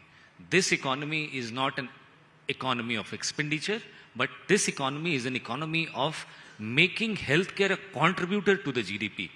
Second, which you asked is very important, is drone pilots. Who knew 4 years back that a 10th pass girl in a village area we'll be able to train her for a drone maneuver and drone handling? I, being other than director for drones pilot, got an opportunity to be a beneficiary somewhere in Jaipur when a girl came on a destination and said, "Sir, I'll charge you 600 rupees and me and you and your wife will be shot through a drone with this massive monument in 600 rupees. And this is one very easy example I've given. There are examples of agriculture. There are multiple examples. Lakhs and lakhs of women trained under drones pilot. Moving to one very important, not least, is what kind of cultural economy India used to hold before. And that is some very ambitious pilot which is coming in India this year is Kautilya Arsas 2.0. How the work was divided, how ESG compliances were written. If I may, not on the cost of being controversial, ESG and sustainable development goals, both of them, they come from West to India. There is no Indian origin of any such compliances. Indian origin speaks about how human and nature can survive together is in a chapter of Arthashastra. Very clearly that the tree that you grow and the population that you increase, they both work in a tandem. You cannot cut a tree which you have not grown in your lifetime. If you do so, आप राष्ट्र के, प्रकृति के और मानवता के तीनों के भागी माने जाएंगे और आपको किसी पशु को हानि पहुंचाने के बराबर दंड दिया. This is the first ESG compliance which is written in Arthashastra. This is how India has grown. But over a period of time, the indexes, compliances, thought processes and maneuvers has taken over India's thought process. This hotel where you are sitting, if I give 4 ESG consultants to audit this hotel, all 4 of them will give you a different result. There is no calculation, there is no mechanism, just a way to overpower your decision making so that their work, their parameters or maybe an imperative of narrative can be imposed on you. And this is what has happened in COP29 when India rejected that 300 billion offer which was made to us. And today we are building our own green climate economy by 2070 going to be 10 trillion. And the first decade, 2030, is more likely to give a goosebump to the world that how a massive country on such a spread has figured out a way to decarbonize its household, mobility, industrial household and institution in a way where we have given a way to the world that how you should live with environment and climate. Well, in the interest of time, I had a very interesting question, but having said that, we will park it for now. I would like to tell all of you that, this is just not a conference topic, but all 3 of them are actually living it real time. So if you have any questions beyond this, please meet us outside. But having said that, thank you so much for your time. Thank you.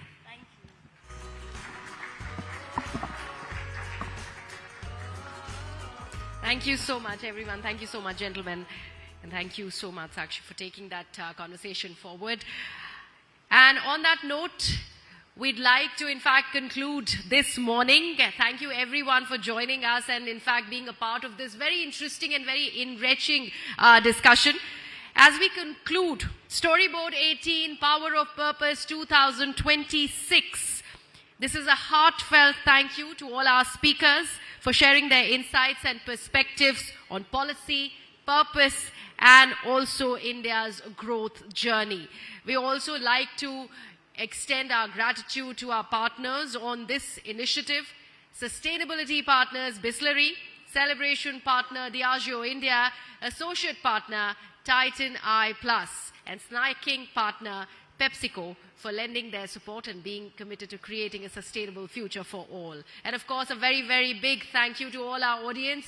Your engagement, your curiosity and energy made today's conversations truly meaningful. Thank you so much for joining us. We look forward to your continued support and we look forward to continuing all of these dialogues beyond today. Thank you so much, ladies and gentlemen. We all would now welcome you to join us for lunch.